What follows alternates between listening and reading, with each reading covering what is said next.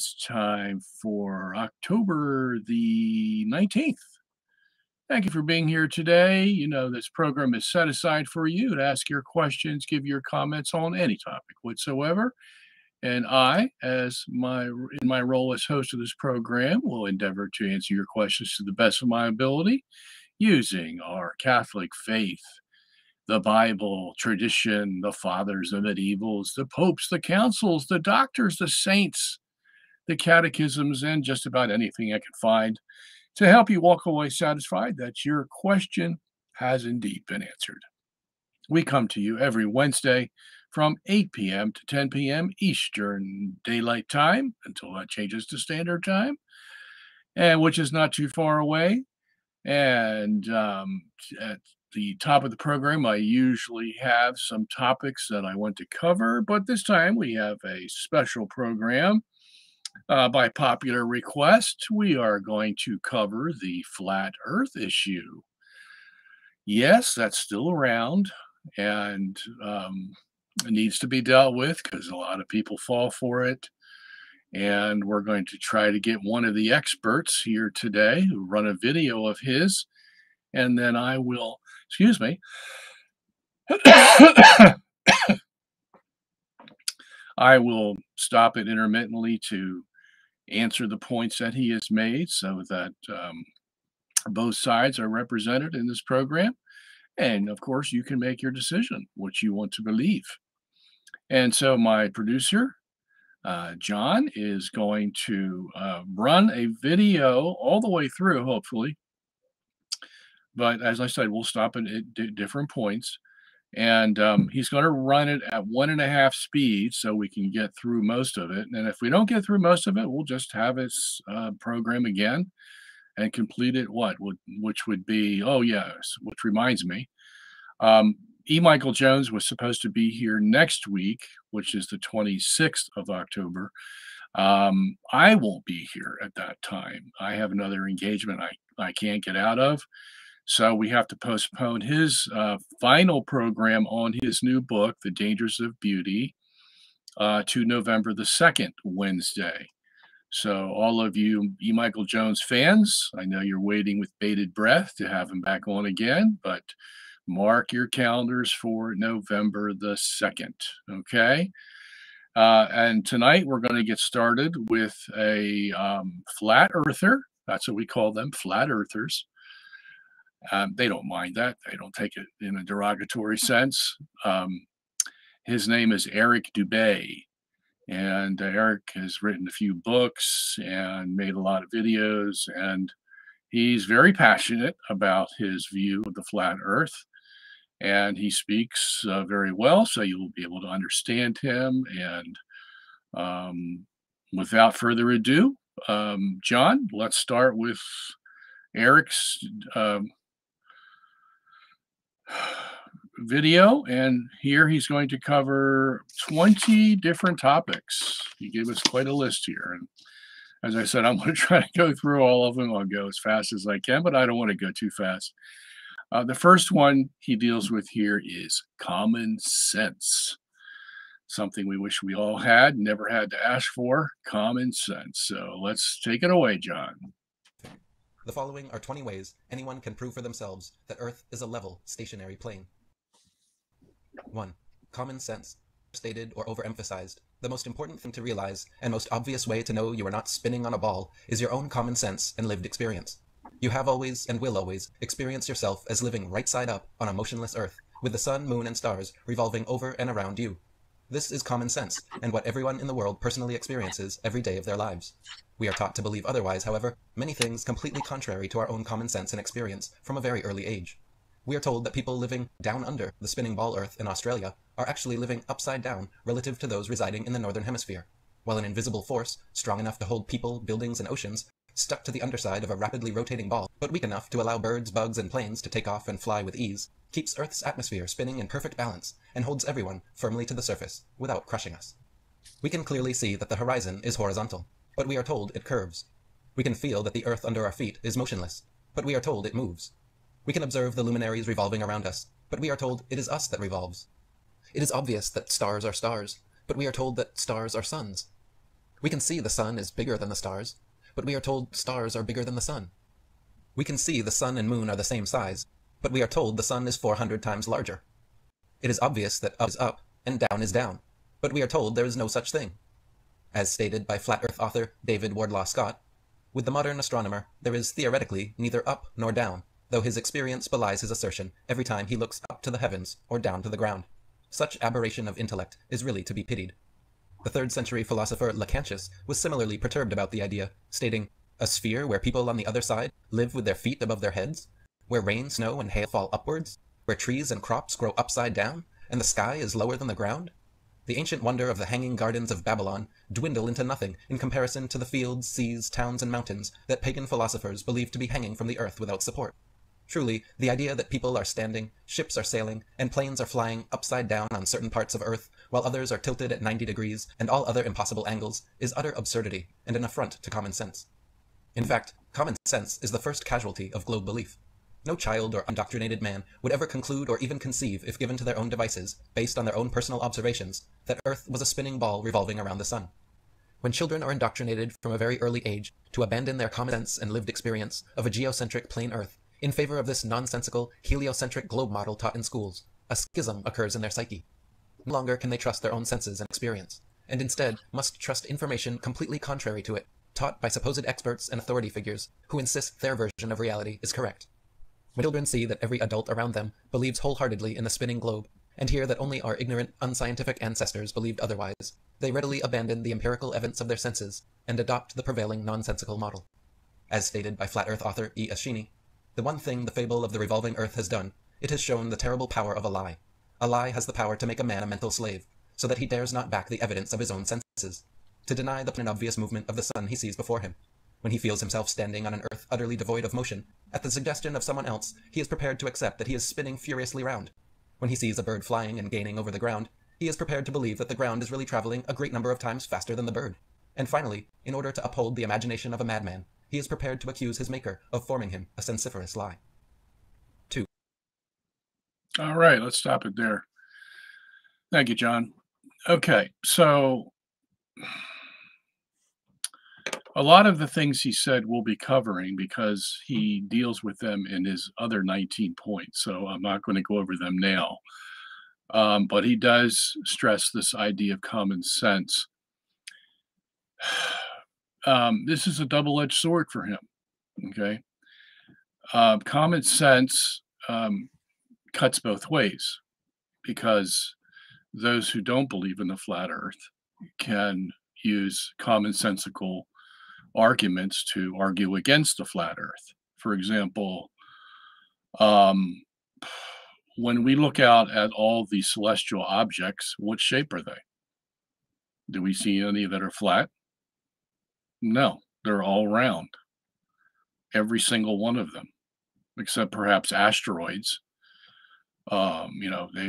which broke off from a planet, and we don't expect them to be round because they broke off in various kinds of pieces under various pressures.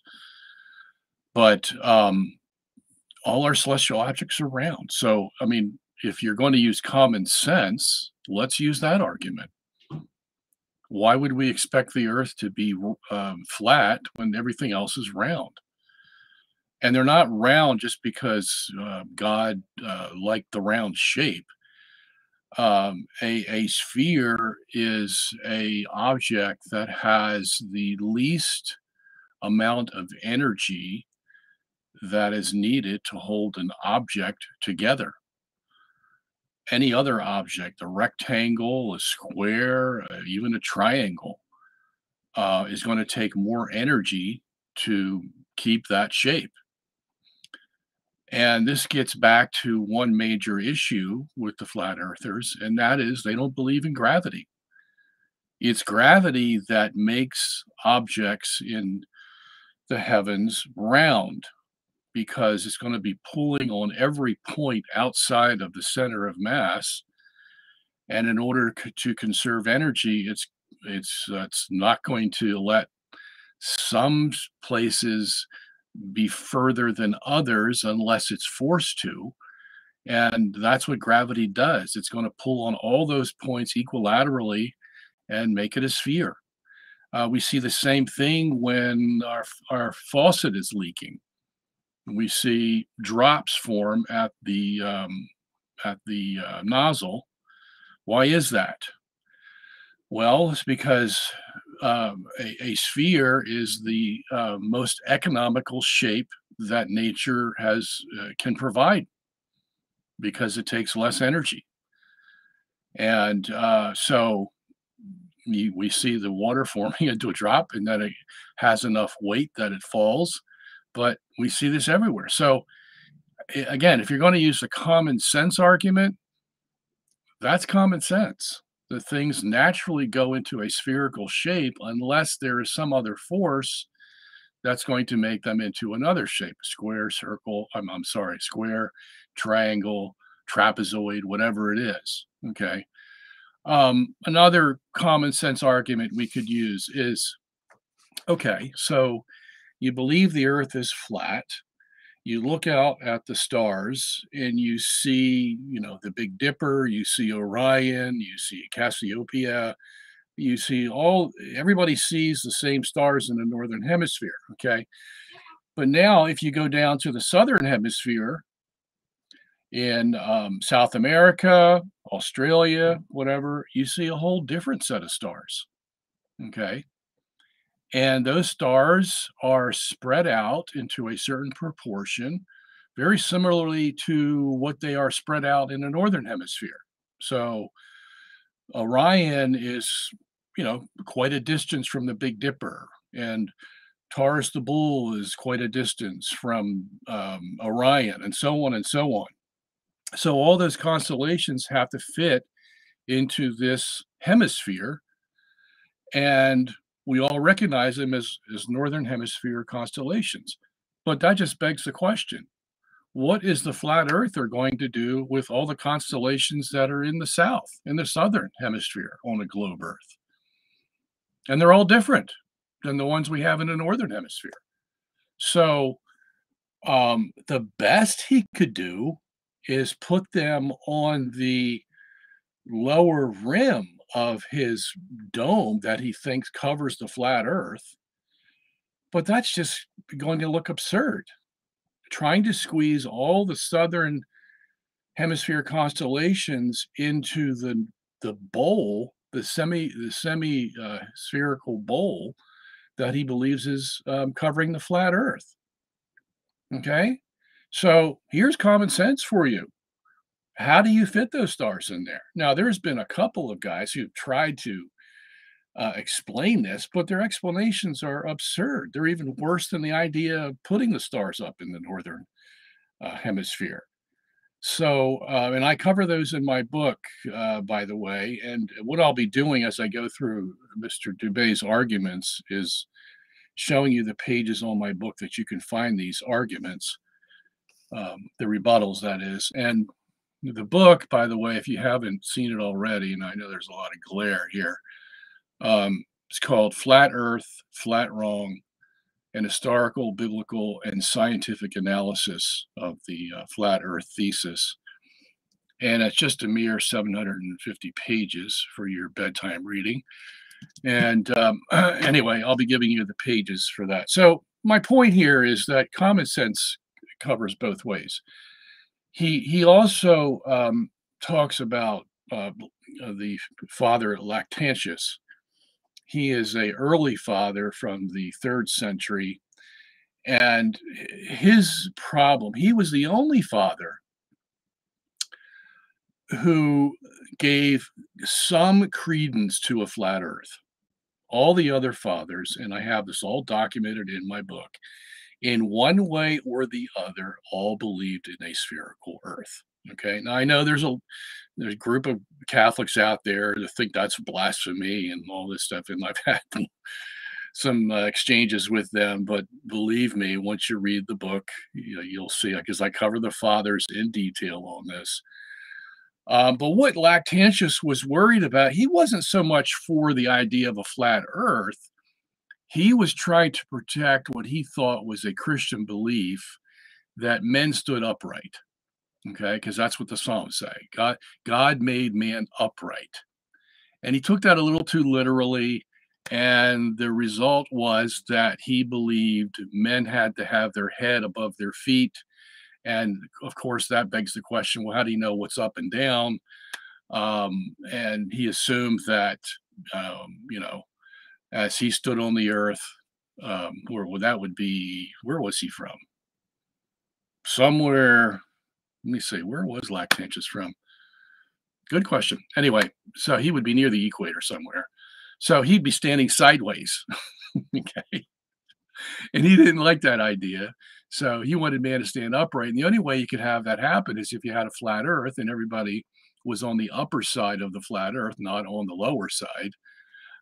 So they would be upside down if they were on the lower side. And they called this the Antipodes, Antipodes. The pronunciation of that word kind of obscures it a little because if you were to be crude, you could say antipodes. Okay, antipodes. Anti is against, podes is feet in Greek. So you would say that the feet of the people that were upside down were in the wrong direction. Okay.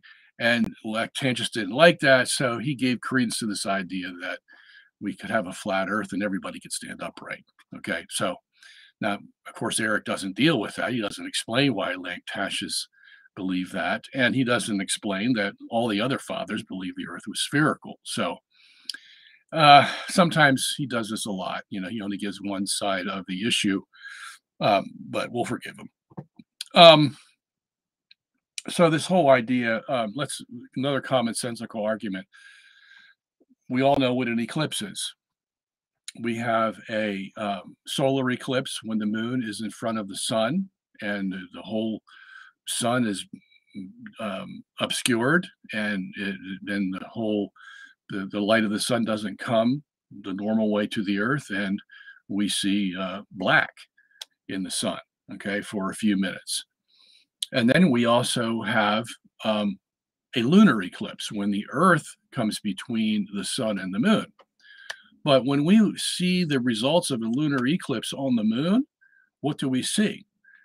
We see the whole thing get dark. Okay. Now, that could only happen if the earth is spherical.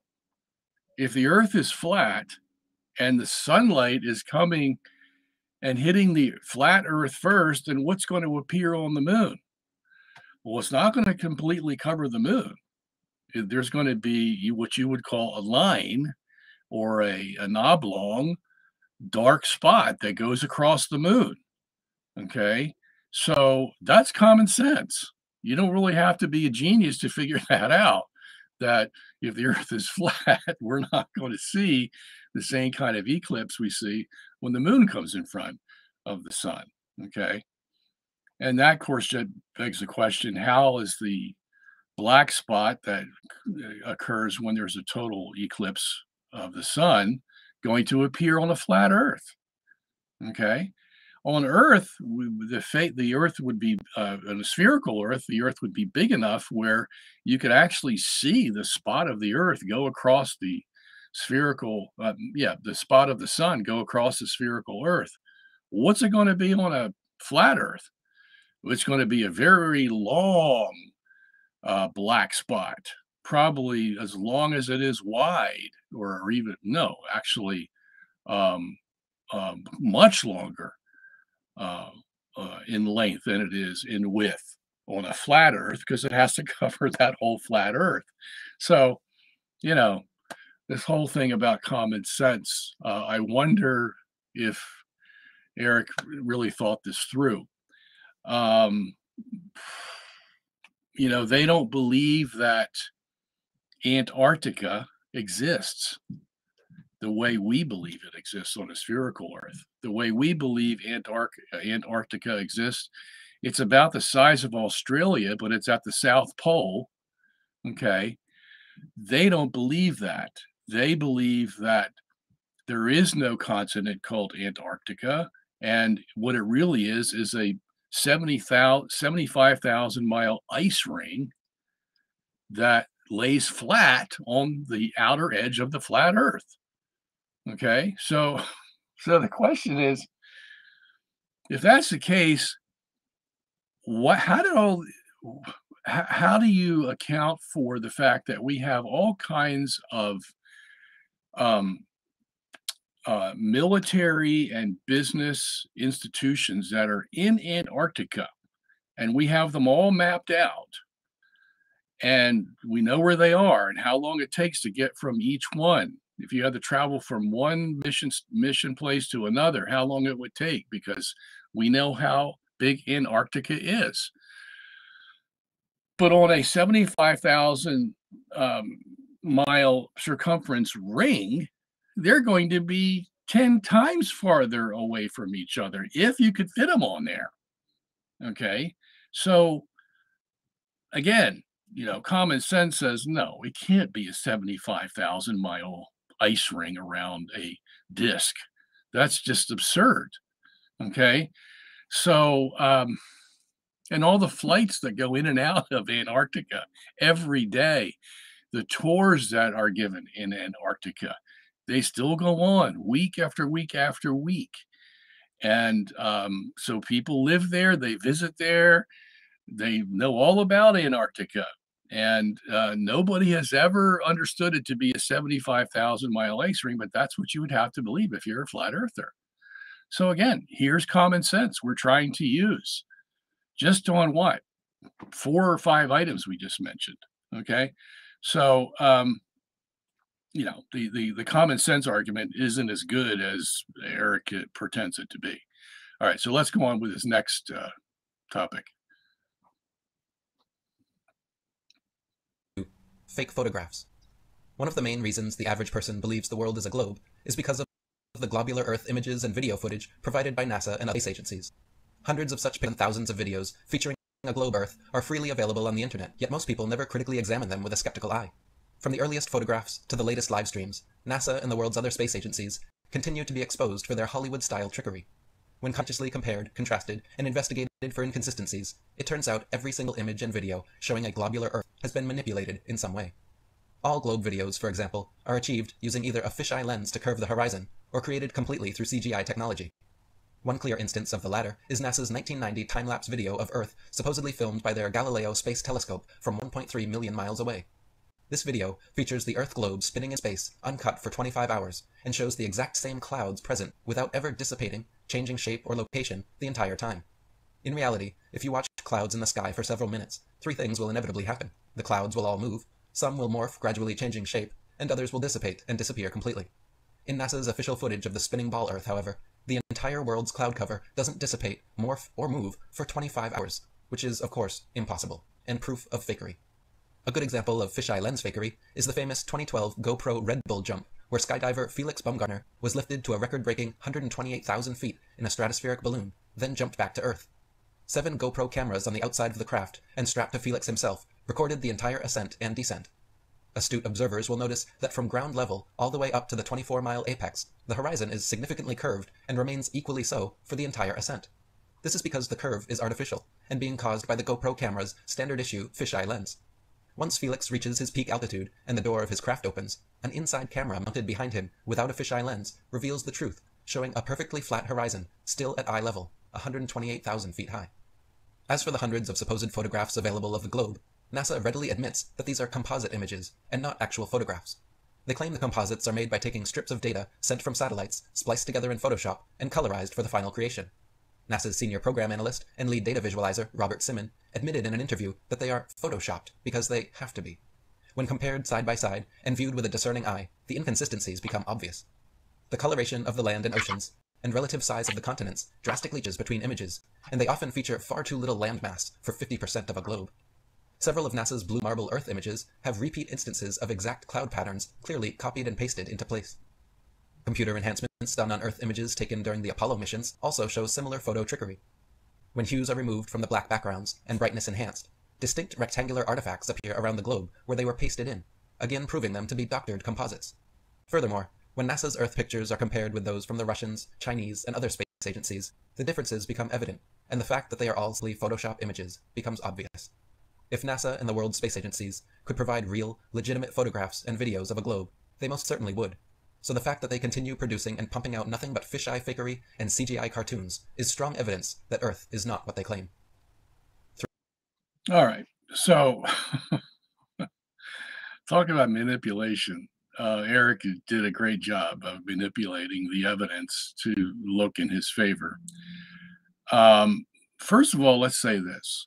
For all the fakery and the CGI and all the other things he complains about, it is a fact that the flat earthers have no photo, image, or anything close to it of a flat earth, okay, taken from space.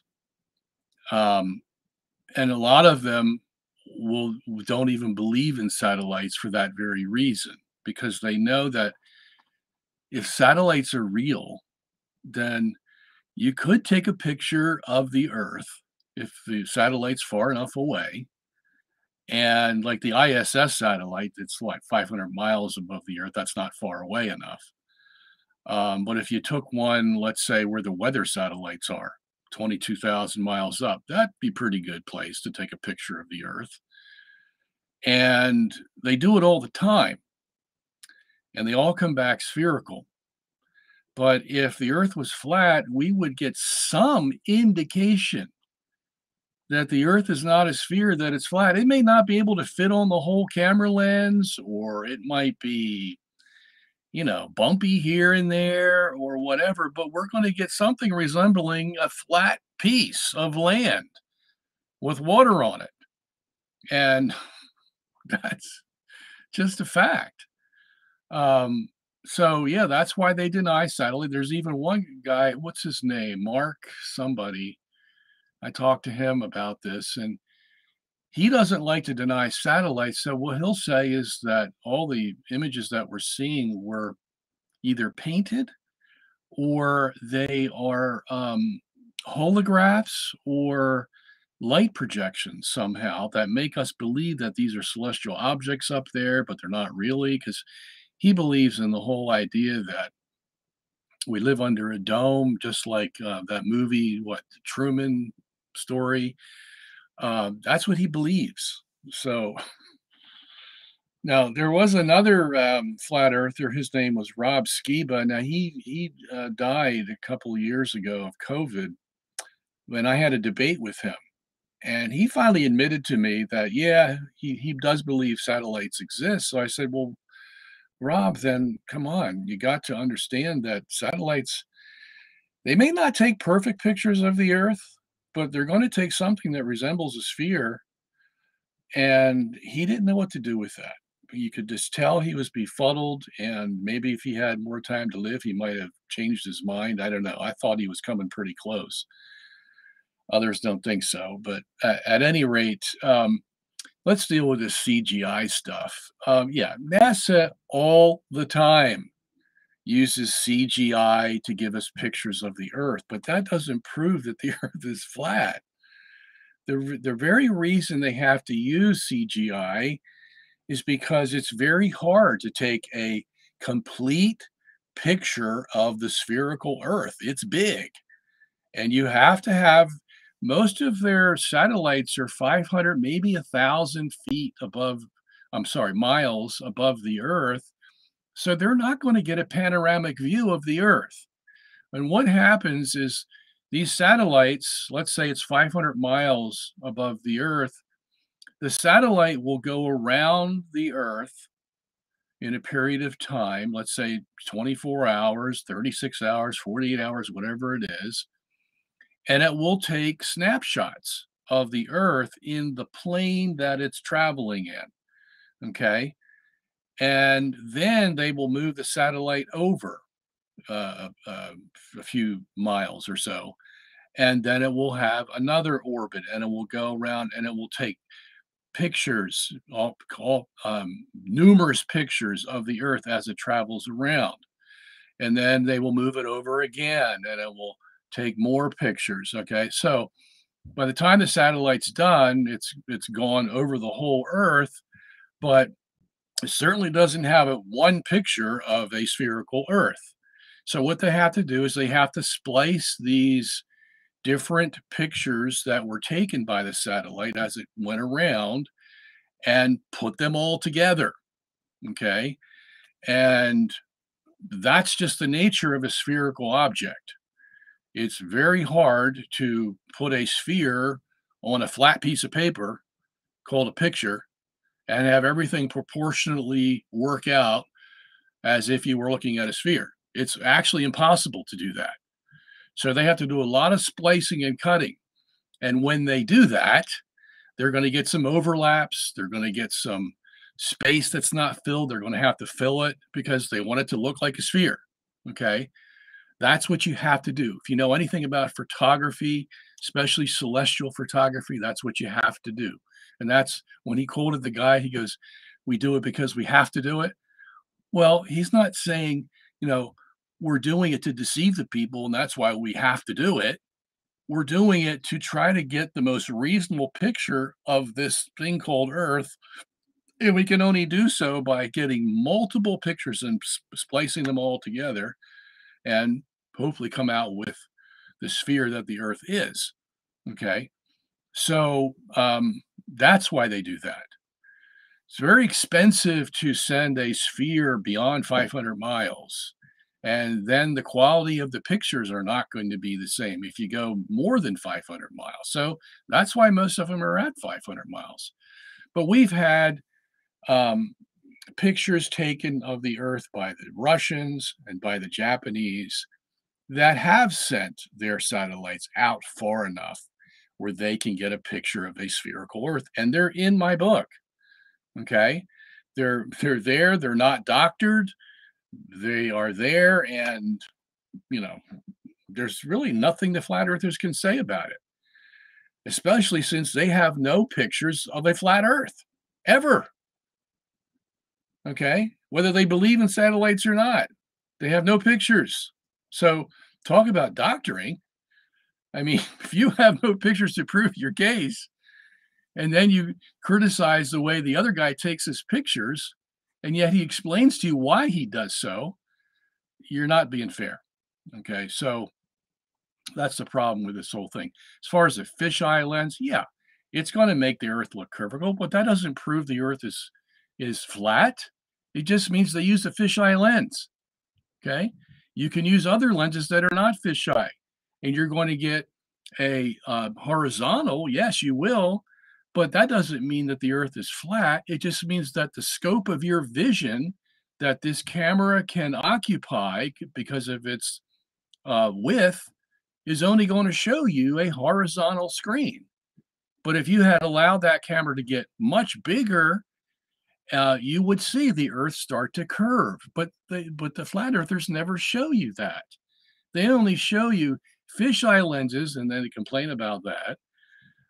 And yeah, okay, you can complain about that. But there's other lenses that are not fisheye that are, give you a straight horizon, at least for the focal length of the camera. And you can't complain about those because you haven't seen the whole thing. And I cover that in detail in my book here. These photographs start on page 333 and following. And John, I don't know if you're able to bring up,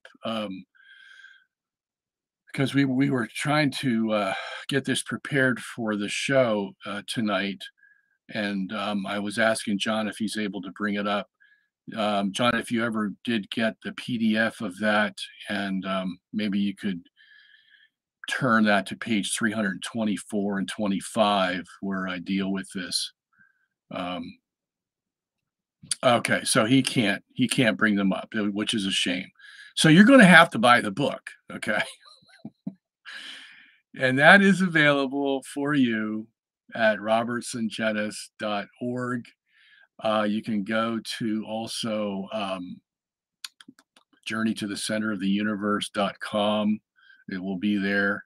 You can get it in PDF if you don't have enough money to buy the hardback or the paperback. But you have to see these pictures. They're like, you've all known what it is to peel a banana, right? So you start at the top and then you break it and then you peel it down. And what do you see? You see a peel. Okay. Well, that's what it's like taking pictures of the Earth sometimes, depending on where the satellite is. So you get all these peels of the circular or the spherical Earth, and you have to put them all together. And when you do, what you find out is they meet in the middle, but at the ends, they're far apart. Okay, so how are you going to fill in the gaps there? Well, you fill it in with water and clouds and all that. And sometimes when you do that, your clouds overlap. And so the flat earther is going to point to that and say, see, the clouds overlap or the clouds didn't change. And, that proves that the spherical earth is false. And no, it doesn't at all. Okay. All it shows is the difficulty of making a good picture of the spherical earth. Okay. What else did he deal with? I think that's enough. Let's go on to the next one, John. Number 3. 3. Water. The natural physics of water are that once contained and undisturbed, the surface will always remain horizontal. This fundamental property of water is why it has been used as a leveling tool by builders and engineers for millennia. Whether in a bucket, bathtub, pond, lake, or an ocean, the surface of water at rest always remains flat and doesn't have the ability to show convexity or any shape whatsoever upon its surface. This fact is easily demonstrable and empirically verifiable, but completely at odds with what we are told about the globe. For Earth to be globular and over 70% covered in water, the oceans must be somehow curving around and sticking to all sides of a rapidly spinning ball suspended in space. It is simply impossible to make water behave this way, as any can experiment for themselves. Bodies of water will not stick to the underside of a ball, and cannot show convexity or any other shape upon their surface. Globe defenders often point to water droplets, meniscus, surface tension, or adhesion, claiming these are examples of water bending or sticking to a surface, which is nothing but a fallacy of false equivalency, as these only happen at a very small scale, the size of a coffee cup. The claim is entire oceans wrapping around and sticking to the underside of a spinning ball, not a water droplet or the meniscus in a glass filled to the brim. NASA has also recently taken to faking CGI water balls using augmented virtual reality technology in an attempt to convince the public that water can behave this way. This kind of demonstration, done in a reference frame inaccessible to 99.99% of the population, however, is unrepeatable by the world's scientists and skeptics, and is therefore not scientific or permissible as proof of anything. First, they claim only massive objects the size of Earth have this attractive property. Then, evidence, they show a phenomenon allegedly outside of our earthly reference frame. In other words, they are claiming bodies of water can bend around, stick to a ball, and show curvature upon their surface, but only at a scale too big for the public to recreate. Then they are claiming water can ball up and float suspended in air, but only in a reference frame too far for the public to recreate. As for water level, globe defenders have actually attempted to completely redefine the term level just to fit with their dogma. The true definition of level is a flat, horizontal plane, with no deviation in elevation along its surface. Water always reliably seeks and maintains its own level, and that is why it has been used in spirit levels and construction projects from time immemorial to create perfectly horizontal structures, no matter their size. Globe zealots, however, unsatisfied with this obvious truth and clear definition, have attempted to redefine level to instead mean curved. Their globe-friendly version of level means equal heights around a ball when measured from a central point. The fact of the matter is, however, that nobody has ever reached this hypothetical center point of the hypothetical Earth globe, so their redefined term cannot be tested or falsified. Until that day, rest assured there is good reason we call it sea level and not sea curve. 4. All right. Okay. Again, a lot of manipulation of facts to, make your position look good. I,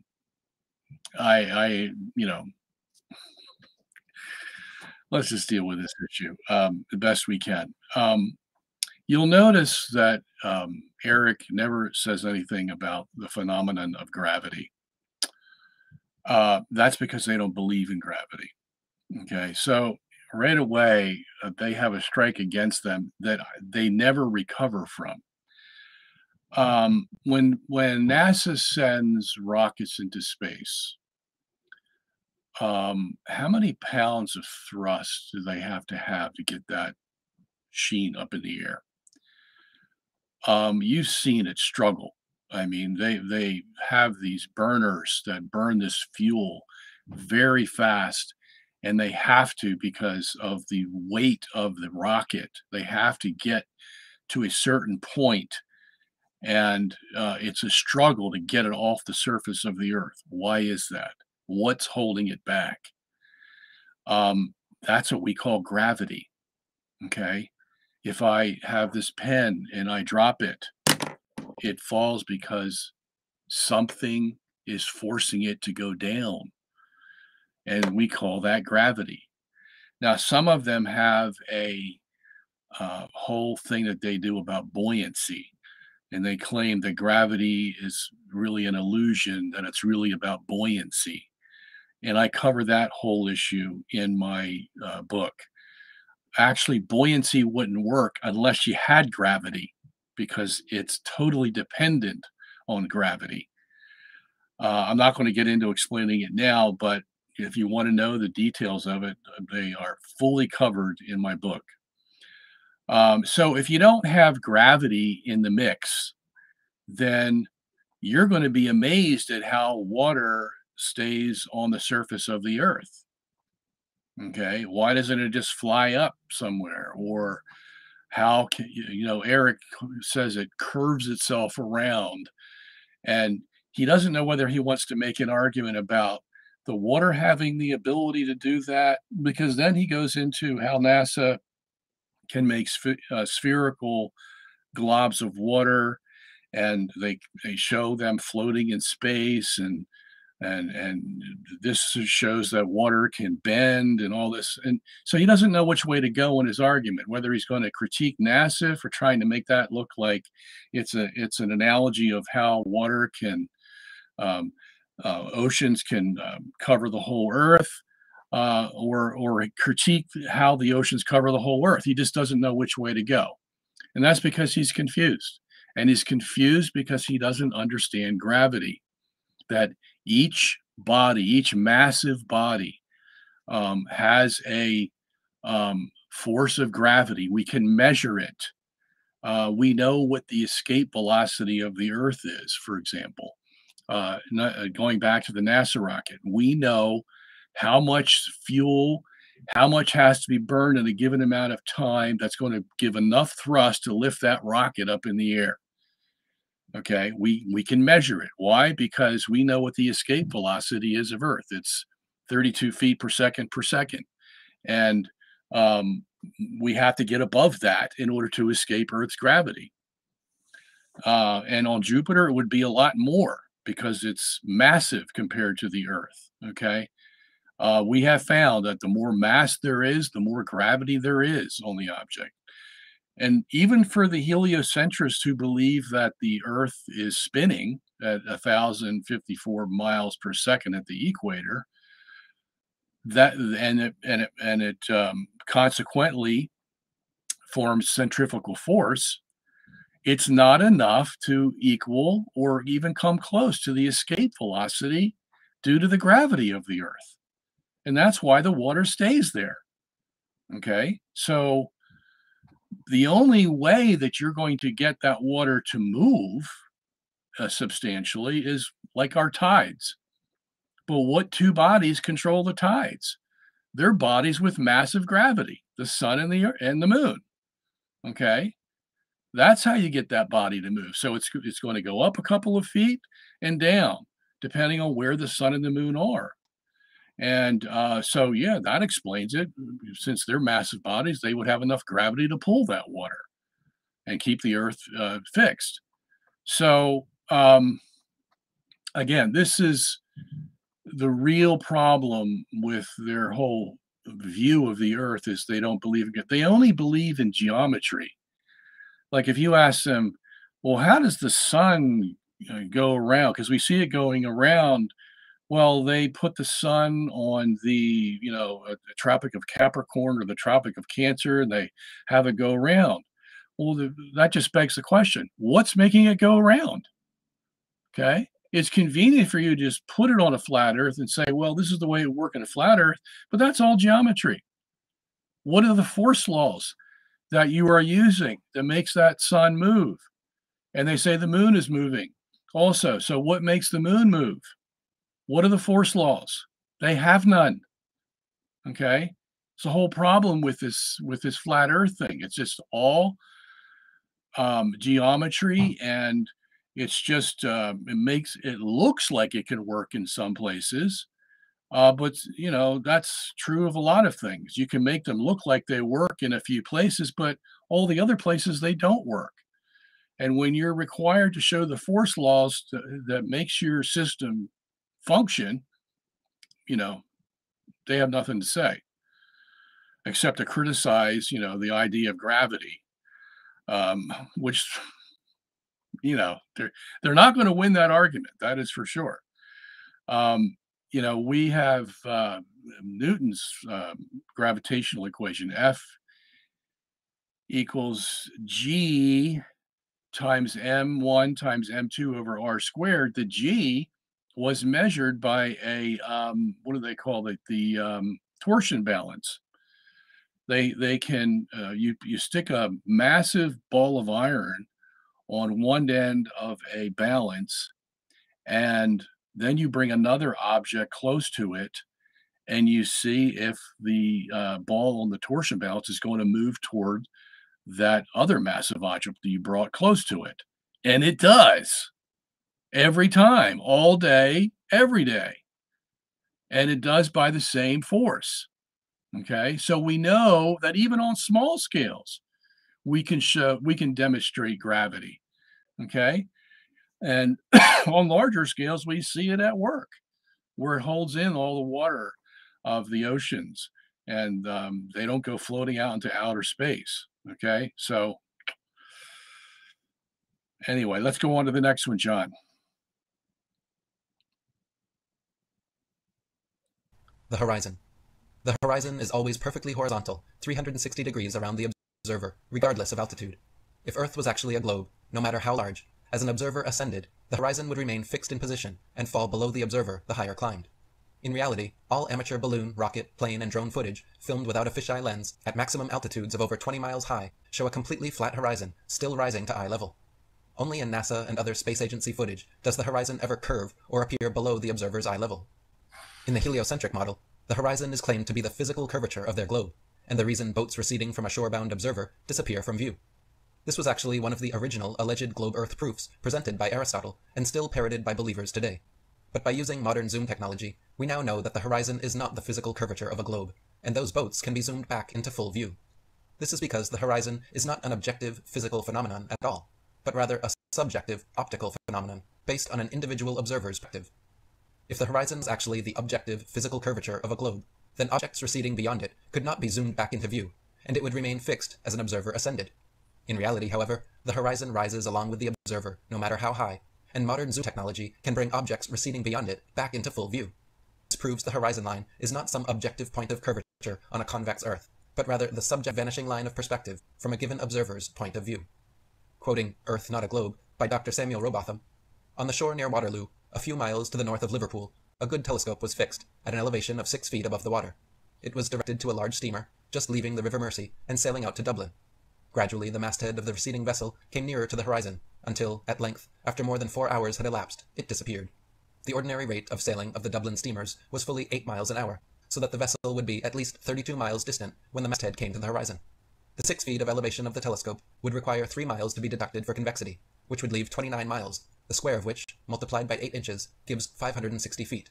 Deducting 80 feet for the height of the main mast, and we find that, according to the doctrine of rotundity, the masthead of the outward-bound steamer should have been 480 feet below the horizon. Many other experiments of this kind have been made upon sea-going steamers, and always with results entirely incompatible with the theory that the Earth is a globe. 5. Gyroscopes. Stop here. Okay, so I deal with this horizon issue on page 519, 609, 612, 616, 626, 633, 645.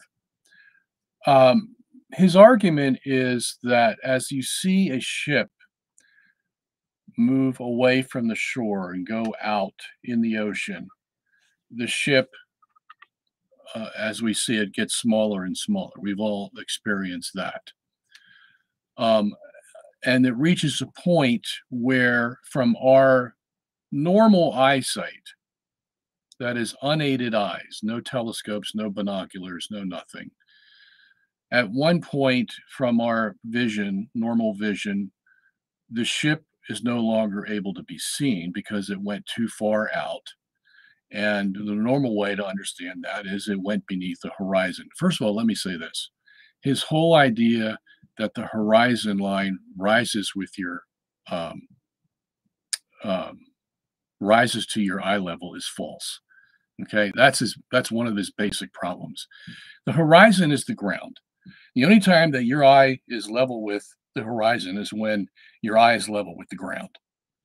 Any other time, your eye is above the horizon. Okay, that is covered in the book. You'll need to read that. But it's going back to these idea of ships. Now, his claim is okay. The ship really didn't disappear under the horizon because if you get a strong set of binoculars or a strong telescope and you focus it on the ship comes back into view. And so his conclusion is that the Earth isn't curved because you thought it was curved when your normal eyesight saw the ship go beneath the horizon. But the binoculars brought the ship back into view, so that proves that the Earth isn't curved, that the ship is still going on a flat surface of water, and the binoculars will bring it back into your vision. Wow. I've heard some whoppers in my life, but this one it makes the top 10 at least.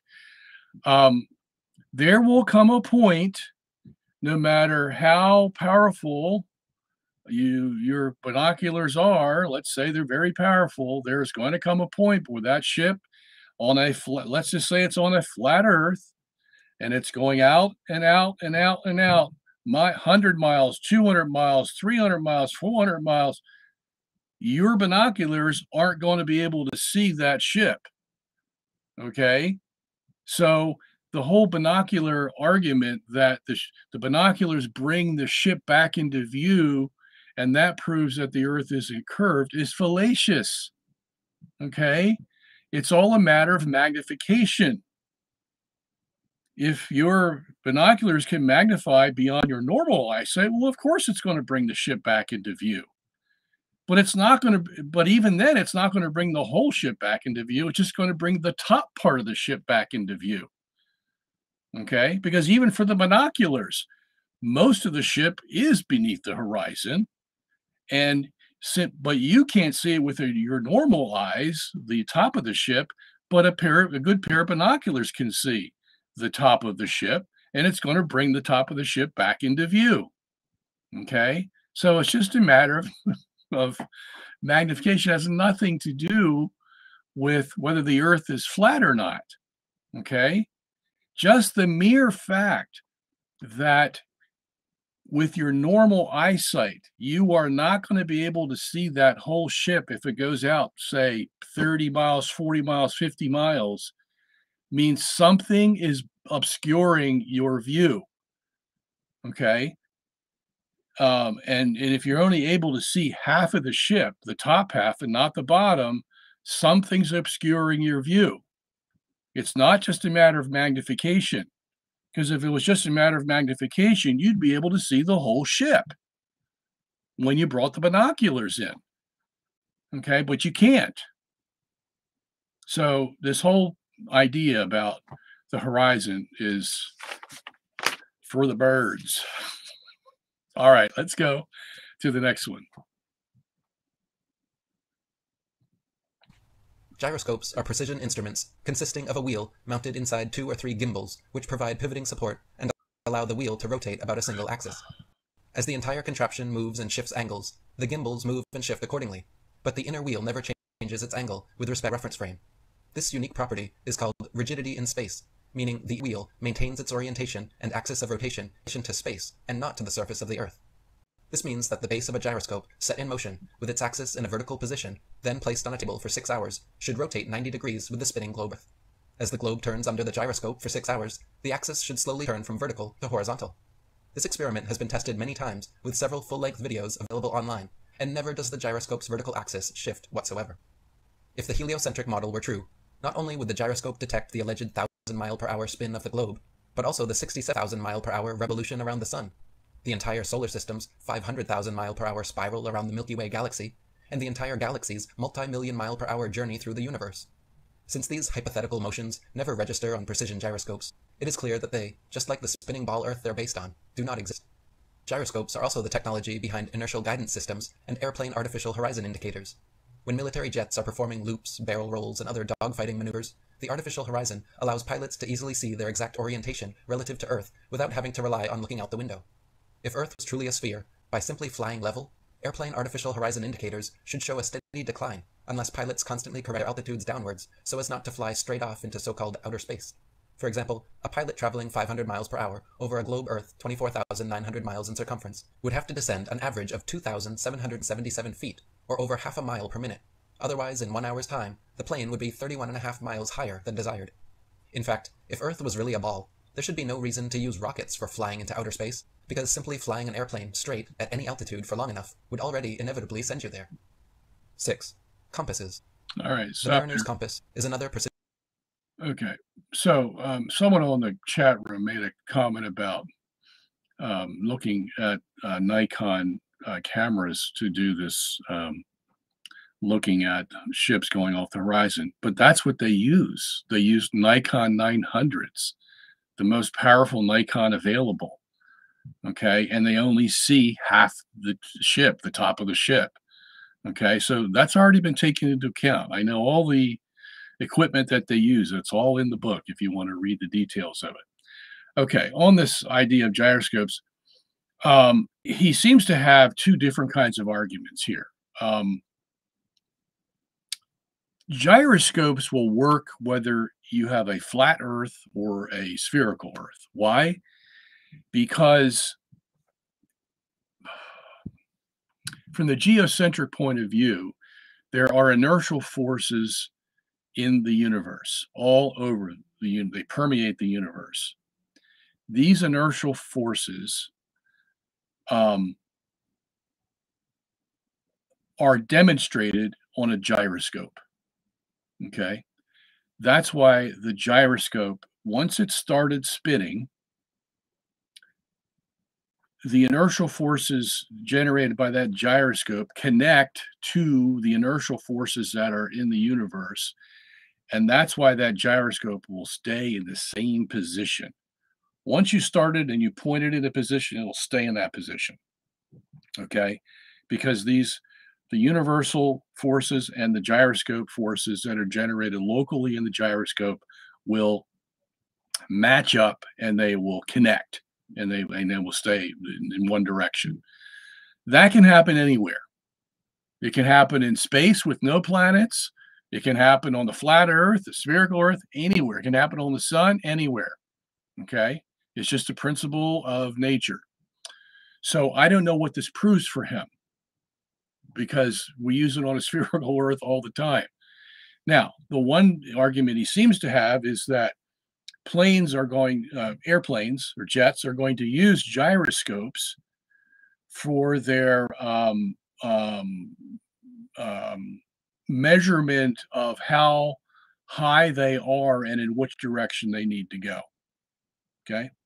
Yeah, they do that all the time. Okay. He's trying to make it sound as if there is no gravity, and if the plane goes straight, well, and on a curved Earth, he's just going to go out into space.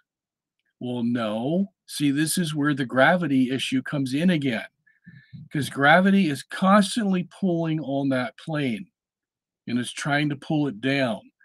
So if anything, the pilot has to program the computers, and they can do this very easily, to account for the gravity of the Earth and the altitude that he wants to maintain, let's say 35,000 feet. He can plug that into the computer. The computer will read the gyroscope and read the radar that tells him what the altitude is.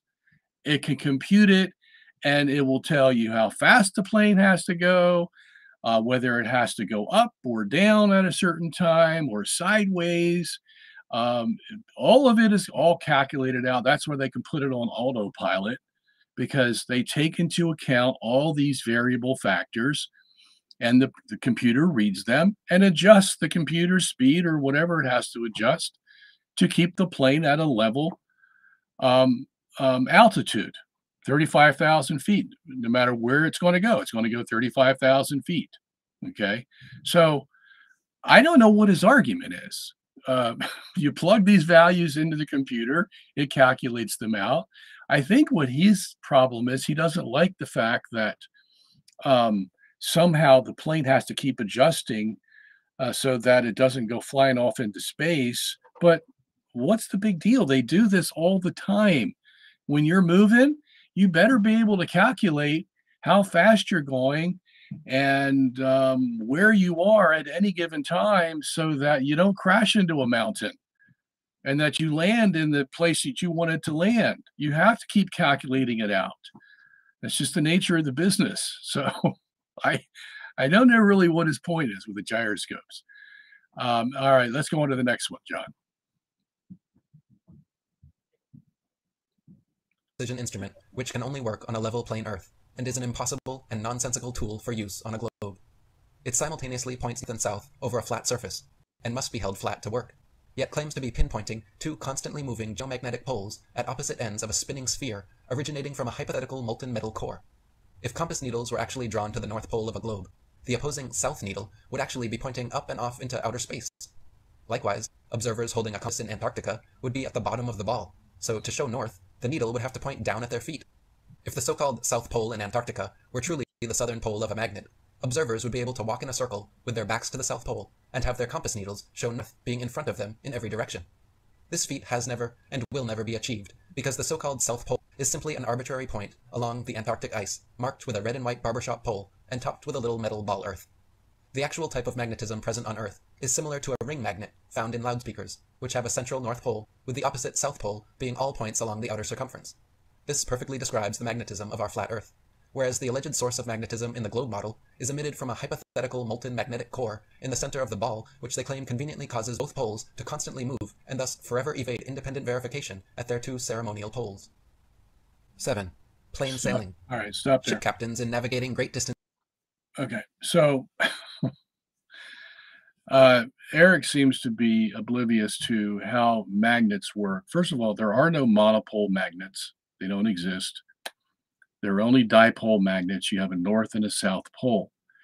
If you've ever seen a bar magnet and they put iron filings on the outside of it to show you how the magnetic waves are working, what you will get is, let's say, here's the magnet, okay, and the waves will shoot out like this, and they will go down. They will curve around and go down to the South Pole. Some of the ones that are closer will go here, and then they'll go here, and then they'll go here, and then sometimes they go really high and come out, and they'll do the same thing on the other side, okay? Come out really high, and then the closer you get to the magnet, the less the height is when it goes down. But that's how a magnet works. You get north going to south, south going to north, okay? So why do I illustrate it this way? Because you see how these are curved. So if you are here, okay, what's your compass going to do? Well, it's going to catch the magnetic flux that's coming down, and it's going to see that it came from this direction, so the needle's going to point north, okay? How can it pick it up even on a globe Earth? Let's say this is the globe. It's not a very good globe. But how is it going to pick it up if you're on the side of this globe? Well, because the magnetic flux goes in a curve.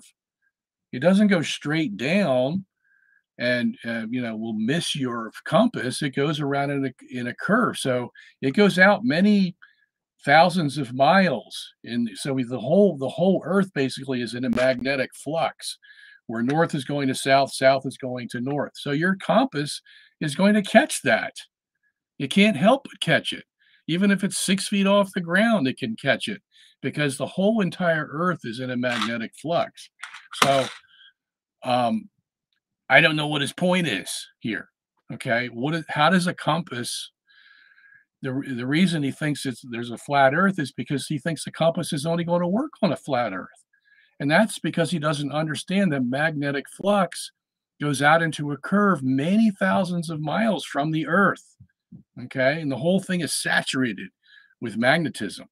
That's what keeps us protected from the cosmic rays of the sun, especially. That magnet, if we didn't have it, we'd burn up like a French fry. So All right, let's go on to his next subject.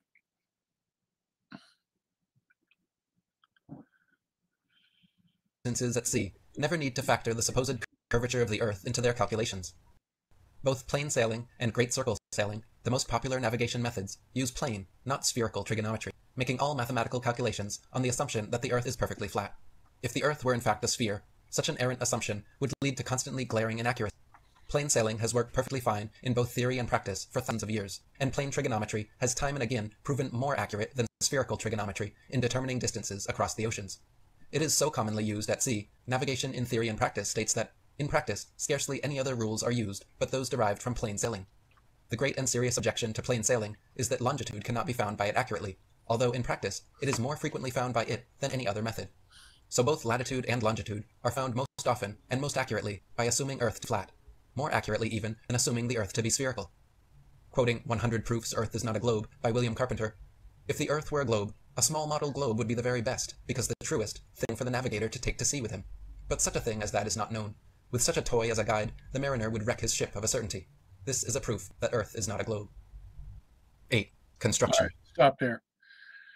Okay, now you'll notice that he gave no examples of using plain, what he called plain sailing, that plane is plane, as in a flat plane.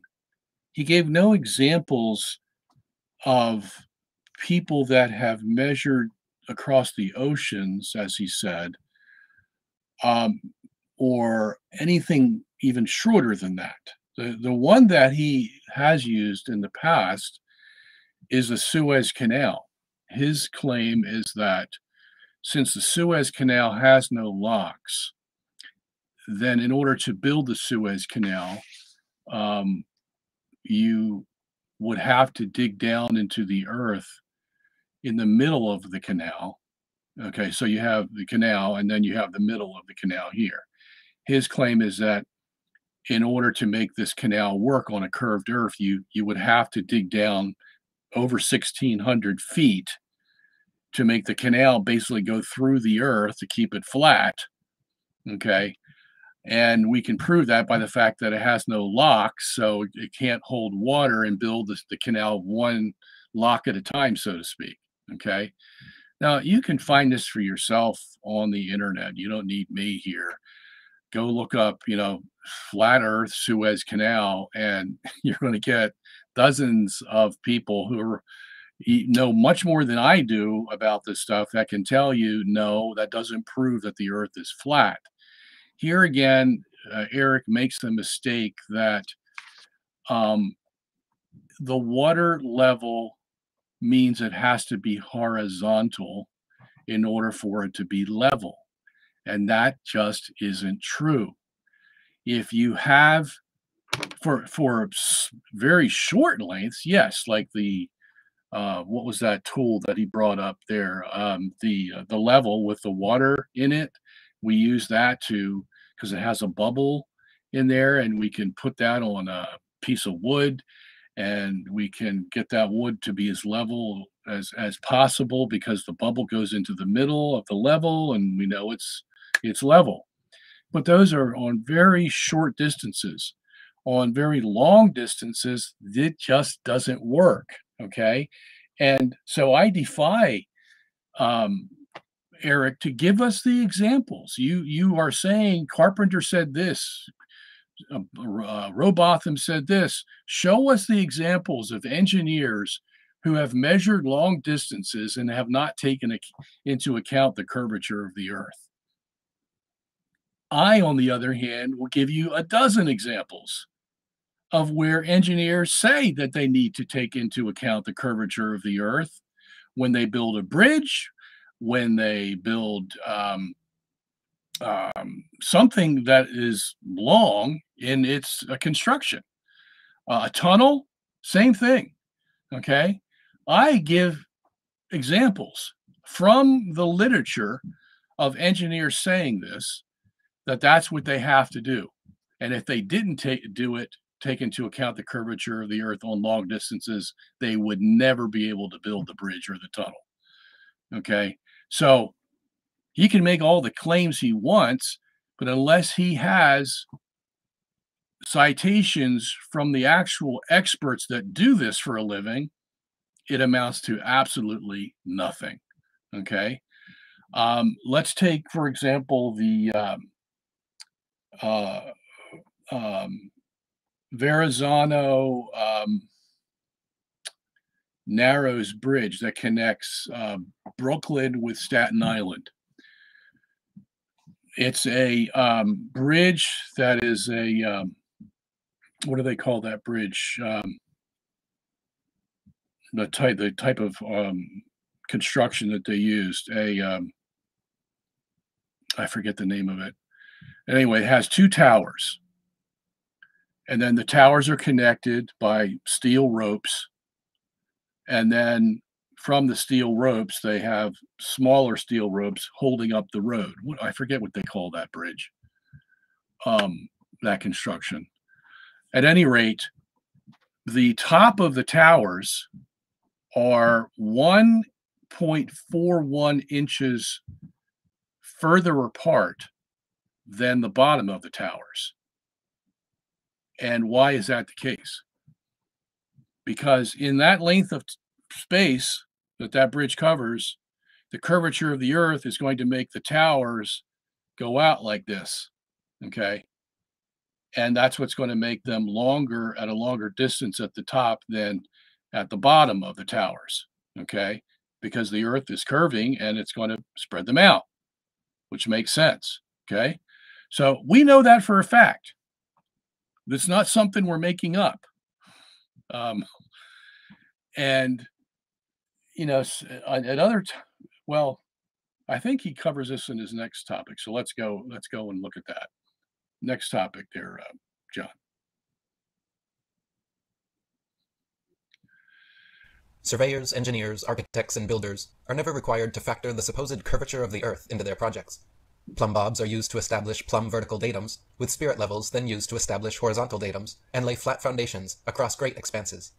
If Earth was actually a globe of given proportions, builders would find themselves constantly deviating from both their established vertical and horizontal datum lines. But in reality, canals, railways, bridges, tunnels, and other large projects are always cut and laid horizontally, often over hundreds of miles, without any allowance for curvature, and no deviation from established datums. As stated by surveyor T. Westwood in Earth Review magazine, quote, "In leveling, I work from ordnance marks, or canal levels, to get the height above sea level. The puzzle to me used to be that over several miles, each level was and is treated throughout its whole length as the same level from end to end, not the least allowance being made for curvature. The Suez Canal, which connects the Mediterranean Sea with the Gulf of Suez on the Red Sea, is one clear proof of both the Earth's and water's non-convexity. The canal is 100 miles long and without any locks, so the water within is an uninterrupted continuation of the Mediterranean Sea to the Red Sea. When it was constructed, the Earth's supposed curvature was not taken into account. It was dug along a horizontal datum line 26 feet below sea level, passing through several lakes from one sea to the other, with the datum line and the water's surface running perfectly parallel over the 100 miles. Another good example is the Dunyan-Kunshan Bridge, the longest bridge in the world, just over 102 miles long, which runs parallel to the Yangtze River and connects the Shanghai and Nanjing provinces. This bridge is approximately the same length as the Suez Canal, and was also built without factoring the alleged curvature of the Earth. If Earth was actually a globe 24,900 miles in circumference, spherical trigonometry dictates that the center of both the Suez Canal and the Dunyan-Kunshan Bridge would bulge over 1,666 feet higher than either end. Engineer W. Winkler was published in the Earth Review regarding the Earth's curvature, stating, "As an engineer of many years standing, I saw that this absurd allowance is only permitted in school books. No engineer would dream of allowing anything of the kind. I have projected many miles of railways and many more of canals, and the allowance has not even been thought of, much less allowed for. This allowance for curvature means this, that it is 8 inches for the first mile of a canal, and increasing at the ratio by the square of the distance in miles. Thus, a small navigable canal floats, say 30 miles long, will have, by the above rule, an allowance for curvature of 600 feet. Think of that, and then please credit engineers as not being quite such fools. Nothing of the sort is allowed. We no more think of allowing 600 feet for a line of 30 miles of railway or canal than of wasting our time trying to square the circle." Railroads are another example of large-scale construction projects spanning hundreds or even thousands of miles, working from an established datum line and without deviating for the entire length. The Manchester Ship Canal Company, in an official statement published in Earth Review magazine, confirmed, quote, "It is customary in railway and canal constructions for all levels to be referred to a datum which is nominally horizontal, and is so shown on all sections. It is not the practice in laying out public works to make allowances for the curvature of the Earth." As an example, the London and North Western Railway forms a straight line 180 miles long between London and Liverpool. The railroad's highest point, midway at Birmingham Station, is only 240 feet above sea level. But if Earth was actually a globe of given proportions, the 180-mile stretch of rail would form an arc with its center point at Birmingham raising over a mile, a full 5,400 feet above London and Liverpool. A surveyor and engineer of 30 years, published in the Birmingham Weekly Mercury, stated, "I am thoroughly acquainted with the theory and practice of civil engineering. However bigoted some of our professors may be in the theory of surveying according to the prescribed rules, yet it is well known amongst us that such theoretical measurements are incapable of any practical illustration. All our locomotives are designed to run on what may be regarded as true levels or flats. There are, of course, partial inclines or gradients here and there, but they are always accurately defined and must be carefully traversed. But anything approaching to 8 inches in the mile, increasing as the square of the distance, could not be worked by any engine that was ever yet constructed. Taking one station with another all over England and Scotland, it may be stated that all the platforms are on the same relative level. The distance between eastern and western coasts of England may be set down as 300 miles. If the prescribed curvature was indeed as represented, the central stations at Rugby or Warwick ought to be close upon 3 miles higher than a cord drawn from the two extremities. If such was the case, there is not a driver or stoker within the kingdom that would be found to take charge of the train. We can only laugh at those of your readers who seriously give us credit for such venturesome exploits as running trains round spherical curves. Horizontal curves on levels are dangerous enough. Vertical curves would be 1,000 times worse, and with our rolling stock constructed as at present, physically impossible." 9. All right, stop it there. Okay, so several things to say here. Number one, you can build a bridge and a tunnel without taking into account the curvature of the Earth, depending on how you build the bridge and the tunnel. You can figure this is common sense. All you have to do is build the bridge or the tunnel in sections, and you just follow the path of the Earth. That's all you have to do. And you connect one section to the next section to the next section. You build it in sections, and then you put them all together. All you have to do is follow the curvature, follow the path of the Earth, and whether it's flat or curved, that's what your sections are going to follow. Okay? You don't know whether it's flat or curved in the 50 feet, 100 feet, 500 feet sections that you're making. All you know is you're making sections and connecting them one to the other. Okay? So that whole idea, they don't take into account the curvature of the Earth. Well, sometimes they don't have to. The only time you would have to take into account the curvature of the Earth is when you look at the end point that you want to reach, and you know what the beginning point is, and you know how many miles that is. Well, then you take into account that the curvature, whether you see it or not when you're building your bridge or your tunnel, is going to be such and such. That's all you know. So this whole idea that between Europe and England, it would in the middle it would have to be 3 miles high. No, it wouldn't. All it's doing is following the curvature of the Earth. And as a matter of fact, that's all you know. That's all you know. The only thing you can come back and do later is to say, by mathematics, is that this point between England and Europe would have to be on a curved Earth 3 miles higher than it would start out to be in Europe. Okay, but that's all math.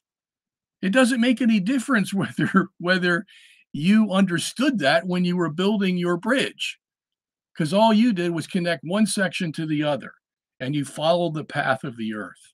That's all you need to know. Okay, so this whole hullabaloo he's trying to create here, that first of all, again, he gave no citations to engineers except the surveyor. Now, what does a surveyor do? The surveyor is looking at very confined spaces when he's doing his surveying. He's not looking at miles and miles of distance. No surveyor does that. Okay? So he's just looking at a certain section. And of course, he's not going to take into account the curvature of the Earth because he doesn't need to, because he's in such a confined space. Okay, so, oh boy. He does cover Lake Pontchartrain Causeway, and I covered that in detail in my book, and I have pictures of it, and I show you how they distort the pictures. They only take a certain section of the bridge, and before the bridge actually starts to curve with the Earth, they cut the photo off. Yeah, there's a little trickery involved here. So I show all that in the book. You can plainly see the Pontchartrain Causeway following the curvature of the Earth. They didn't have, and again, they didn't have to know that when they were building the Pontchartrain Causeway. They could just add one section to the next section to the next section, and before you know it, the bridge is done, and they wouldn't even know whether they were following the curvature of the Earth. They just laid the bridge. They made all the pillars the same height, put the road on, and that was all there was to it. Okay, so he's making something that's not something into something. All right, let's go to the next one. Distance photography. We are consistently able to observe objects at incredibly long distances, far beyond what would be possible if Earth was actually a globe given proportions.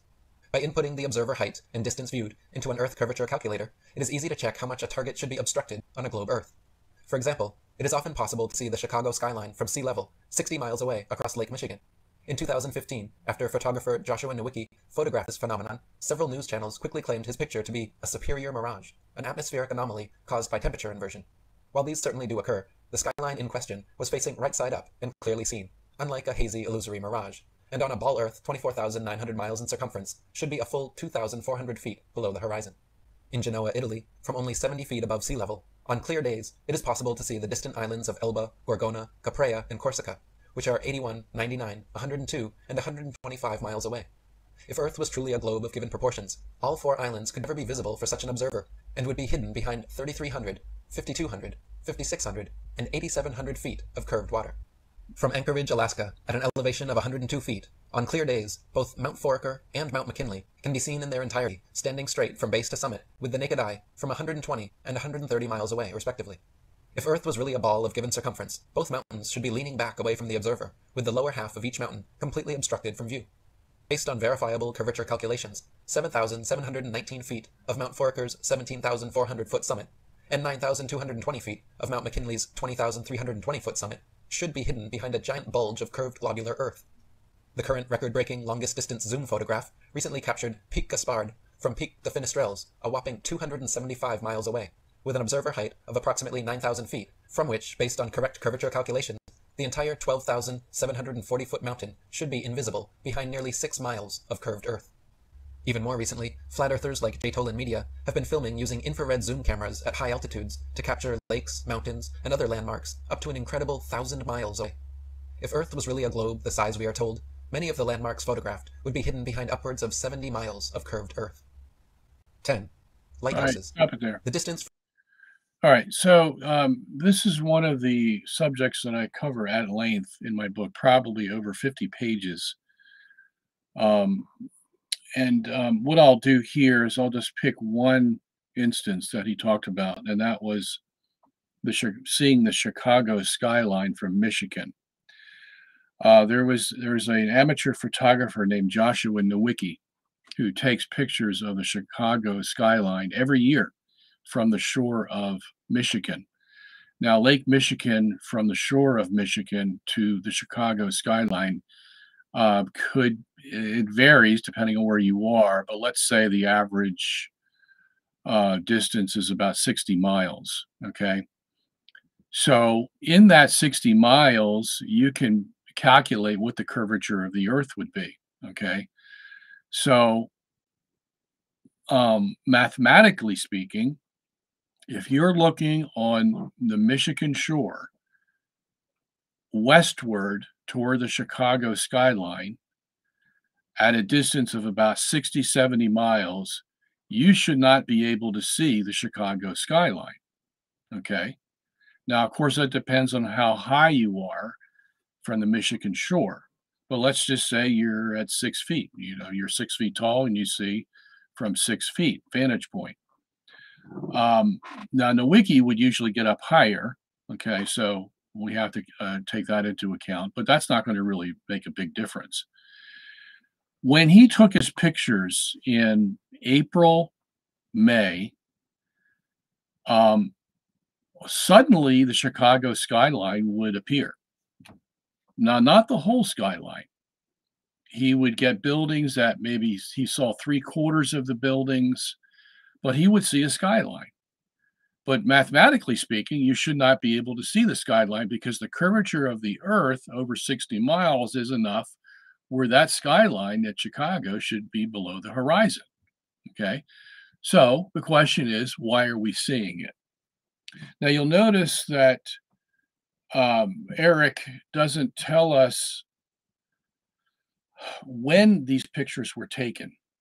Like where he had Joshua Nowicki as his first example, seeing the Chicago skyline. He doesn't tell you when the pictures were taken, and I'm talking about the time of year. And that is the crucial factor you need to know if you're going to do any type of scientific analysis on this. Because in April, as you know, the temperatures start to change. It's no longer winter. Now we're coming into spring. And what's going to happen is the air temperature is going to be a lot warmer than the water temperature. The water is going to take a while to catch up. And that won't happen till, say, June or so. So you're going to get what they call a lot of refraction of the light coming from the Chicago skyline to the Michigan shore because of the temperature difference. And you can calculate this out. If you know what the temperature difference is between the air and the water, you can calculate what the refraction is going to be. Now, when I say refraction, what am I talking about? Well, I'm talking about light that normally goes in a straight line, okay? But if it's refracted, what's going to happen to it? It's going to bend, okay? So if you're looking over here from Michigan and you're looking at the Chicago skyline over here, okay, and the light is bent, what are you going to be able to see? You're going to be able to see, I'm trying to get this curve so it doesn't, it's hard to do, this camera. You're going to see the Chicago skyline from Michigan over here because the light is the only way you can see it, and that light has been bent. It's not straight any longer. If it was straight, the Chicago skyline would be down here, okay? But now it's going to be curved, and so you're going to be able to see the Chicago skyline. That's what's occurring. And it would probably also occur in September, October, when the same thing happens, only in reverse, okay? But there's all kinds of atmospheric terms they put into this, not just mirage. There's lumina, and there's some other terms that they use. These are all in my book. You can see all the scientific analysis of it and know why it is happening, okay? The same thing with all the other examples he gave us. Most of them are over water, and he doesn't tell us what time of the year these pictures were taken. But if they're taken when the air and the water are at maximum different temperatures, you're going to get light refraction. And you're going to be able to see things you haven't been able to see before. But you see what they do with this? Without knowing what the scientific evidence is, they're going to conclude that the Earth is flat. And that's why you can see the Chicago skyline. So if anything, Eric's whole approach to this is he's already got it fixed in his mind that the Earth is flat. Now it's just a matter of trying to weave together disparate facts and put them in a nice delivery and a catalog of ideas, blank, blank, blank, so that it looks attractive and everybody goes ooh and ah over that, and they don't have a clue of how to explain it, of course. And Eric doesn't give them the clue, because if he knew anything about the science of refracted light, he would have told them. He would have said, look, I may not believe this, but here's one possible explanation of why you see the Chicago skyline. And this is not like, this knowledge is not buried deep in libraries that you have to go dig it up. It's all over the internet. Okay? So it's not like Eric is oblivious to this. He knows it's out there, but he doesn't give it to the people as an alternative to the flat Earth. because he's so fixated on the flat earth. And therefore, you don't give the other guy a chance to explain the other side of the story. That's being dishonest. Okay. And if you're going to be dishonest when you're giving a presentation, then you know what? The rest of the thing is not worth listening to because I know what you're all about. Okay. And this is a perfect example. Eric had every opportunity to explain to us why we see the Chicago skyline. And you'll notice that he doesn't say that it could occur in June or December. Yeah, because he doesn't even give us any time of year. But you can't see the Chicago skyline from Michigan in June and December. Okay, because there is no air refraction. That's why. Okay. Anyway, so let's go on to the next topic. From which various lighthouse lights around the world are visible at sea, also far exceeds what can be found on a globe of given proportions. For example, the Dunkirk light in southern France, at an altitude of feet, is visible from a boat 10 feet above sea level, 28 miles away. Spherical trigonometry dictates that if Earth was a globe with the given curvature rate, this light should be hidden 190 feet below the horizon. The Port Nicholson light in New Zealand is 420 feet above sea level and visible from 35 miles away, where it should be 220 feet below the horizon. The Agero light in Norway is 154 feet above high water and visible from 28 statute miles, where it should be 230 feet below the horizon. The light at Madras on the Esplanade is 132 feet high and visible from 28 miles away, where it should be 250 feet below the line of sight. The Cordonian light on the west coast of France is 207 feet high and visible from 31 miles away, where it should be 280 feet below the line of sight. The light at Cape Bonavista, Newfoundland is 150 feet above sea level and visible at 35 miles, where it should be 491 feet below the horizon. The lighthouse steeple of St. Botolph's Parish Church in Boston is 290 feet tall and visible from over 40 miles away, where it should be hidden a full 800 feet below the horizon. The Isle of Wight lighthouse in England is 180 feet high and can be seen up to 42 miles away, a distance at which modern astronomers say the light should fall 996 feet below the line of sight. The Cape Legulas lighthouse in South Africa is 33 feet high, 238 feet above sea level, and can be seen for over 50 miles. If the world was a globe, this light would fall 1,400 feet below an observer's line of sight. And finally, the lighthouse at Port Said, Egypt, at an elevation of only 60 feet, has been seen an astonishing 58 miles away, where according to modern astronomy, it should be 2,182 feet below the line of sight. All right, stop it there, please. Okay, so let's do a couple things here. One is they use this formula, and the formula is x equals 8y squared. That's where he's getting his 8 feet from. It's going to drop 8 feet every so often.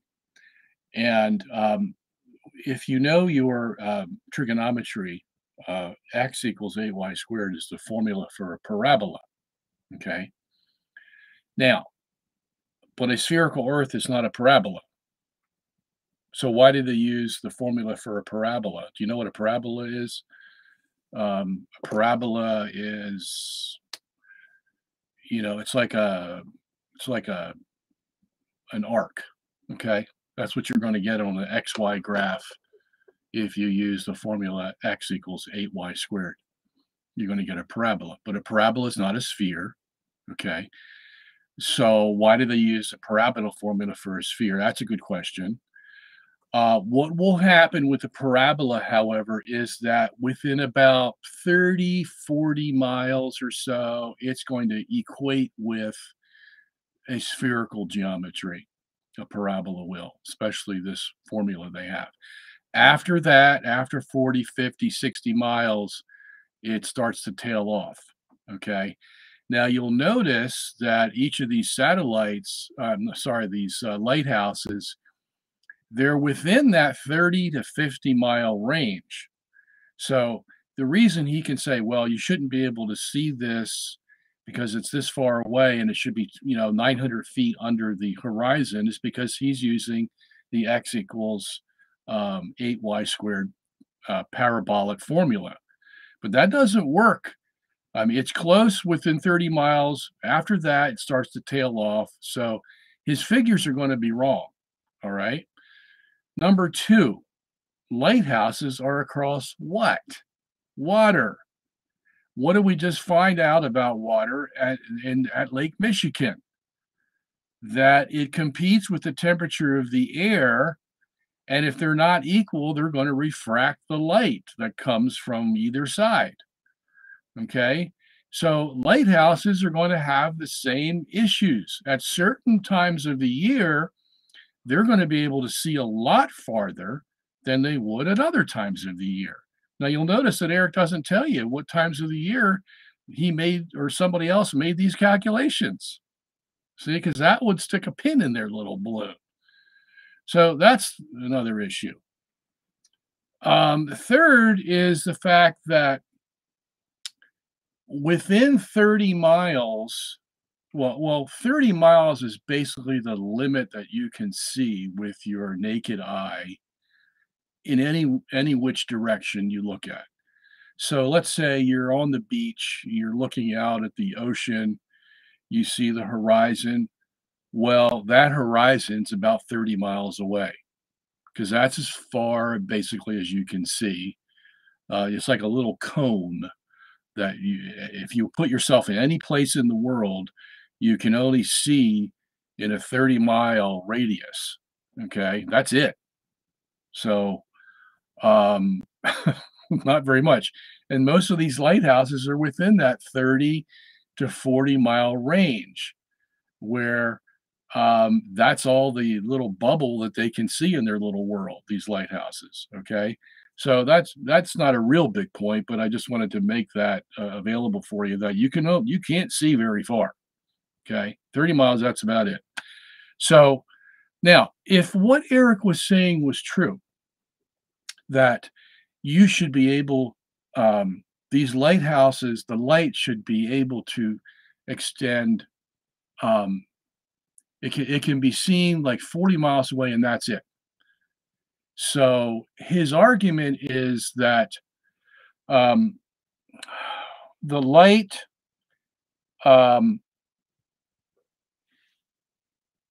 um, can't be seen more than 40 miles. Well, how does he know that? These lighthouses are very powerful lights. So if the Earth was flat, you should be able to see these, 50, 60, 70 miles away. But you don't. But you see, Eric didn't answer that question. He knows these lighthouses are very powerful, and he criticizes the curved Earth view by saying you can't see them more than uh, uh, 40 miles away, and yet he doesn't explain why the flat Earth model can't see these lighthouses more than 40 or so miles away. And in the flat Earth model, that's where you should be able to see them because there's no curvature of the Earth blocking the light. So he's the one with the problem. Lighthouses should be able to be seen very far away. And they're only seen like 40 miles away in the curved Earth view because the Earth is getting in the way. Okay? Because it's curved. So it makes all the sense in the world why the lighthouses work as they do. Okay? And the reason I covered this 30-mile thing was because now that's if you're standing on the shore and you're like 6 feet tall and you're looking out, you can only see 30 miles. But if you're as tall as a lighthouse, you're going to be able to see 40, 50 miles out in that cone. Okay, and that's why all Eric's figures were around 40, 50 miles that this lighthouse is looking out and can see. Well, it makes perfect sense in a curved Earth because after 40, 50 miles, the curvature is going to take over and the light's not going to be able to bend, at least not in certain times of the year. Okay, but on a flat Earth, you shouldn't have that problem. Let me just reiterate again. That lighthouse light should be going for miles and miles and miles, way beyond what the curved Earth would stop at. So, all right, let's go to number 11. 11. Impossible atmosphere. If Earth was truly a globe constantly spinning eastwards at over 1,000 miles per hour, it stands to reason that helicopters and hot air balloons should be able to simply hover over the surface of the Earth and wait for their destinations to come to them. For example, during the Red Bull stratosphere dive, Felix Baumgartner, spending 3 hours ascending over New Mexico, should have landed 2,500 miles west into the Pacific Ocean, but instead actually landed a few dozen miles east of the takeoff point. Likewise, vertically fired cannonballs and other projectiles fall significantly due west on an eastward spinning ball. In actual fact, however, whenever this has been tested, vertically fired cannonballs shoot upwards an average of 14 seconds ascending, 14 seconds descending, and fall back to the ground no more than 2 feet away from the cannon, sometimes directly back into the muzzle. To account for this problem, globe defenders claim that gravity somehow magically and inexplicably drags the entire lower atmosphere of the Earth in perfect synchronization up to some undetermined height, where this progressively faster and faster spinning atmosphere gives way to the non-spinning, non-gravitized, non-atmosphere of supposed infinite vacuum space. NASA refuses to answer at what altitude this impossible feat allegedly happens, but the effect such a transition would have on a craft traversing it would be disastrous. It is also scientifically refuted by the simple fact that vacuums cannot exist connected to non-vacuums while maintaining the properties of a vacuum. As anyone who has punctured an aerosol can knows, 2 adjacent pressure systems, not separated by some kind of barrier or membrane, will equilibrate. If gravity magically dragged the atmosphere along with the spinning ball Earth, that would mean the atmosphere at the poles would be spinning at 0 miles per hour, while over the mid-latitudes it would be spinning around 500 miles per hour, and gradually faster until reaching the equator, where Earth and the atmosphere would be spinning together at over 1,000 miles per hour. Not only would this gravitized atmosphere increase speed from poles to the equator, but would also necessarily progressively increase speed the higher the altitude. In reality, however, the atmosphere at every point on Earth is equally unaffected by this alleged force, as it has never been measured and is proven non-existent by the ability of airplanes to fly unabated in any direction without experiencing any such atmospheric changes. Landing airplanes on such fast-moving runways, facing all manner of directions, north, south, east, west, and otherwise, would also be practically impossible. Not to mention rain, fireworks, birds, bugs, clouds, smoke, balloons, and projectiles would all behave very differently if the Earth and its atmosphere were constantly spinning. Tests were conducted in the 19th century with cannons facing each of the cardinal directions, which proved Earth and its atmosphere are not spinning. If they were, then north and south facing cannons would establish a control, while east firing cannonballs should fall significantly farther than all others, while west firing cannonballs should fall significantly closer. In actual fact, however, regardless of which direction cannons are fired, the distance covered is always the same. Common sense tells us if Earth and its atmosphere were constantly spinning eastwards over 1,000 miles per hour, this should somewhere, somehow, be seen, heard, felt, or measured by someone, yet no one in history has ever experienced this alleged eastward motion. Meanwhile, however, we can hear, feel, and experimentally measure even the slightest westward breeze.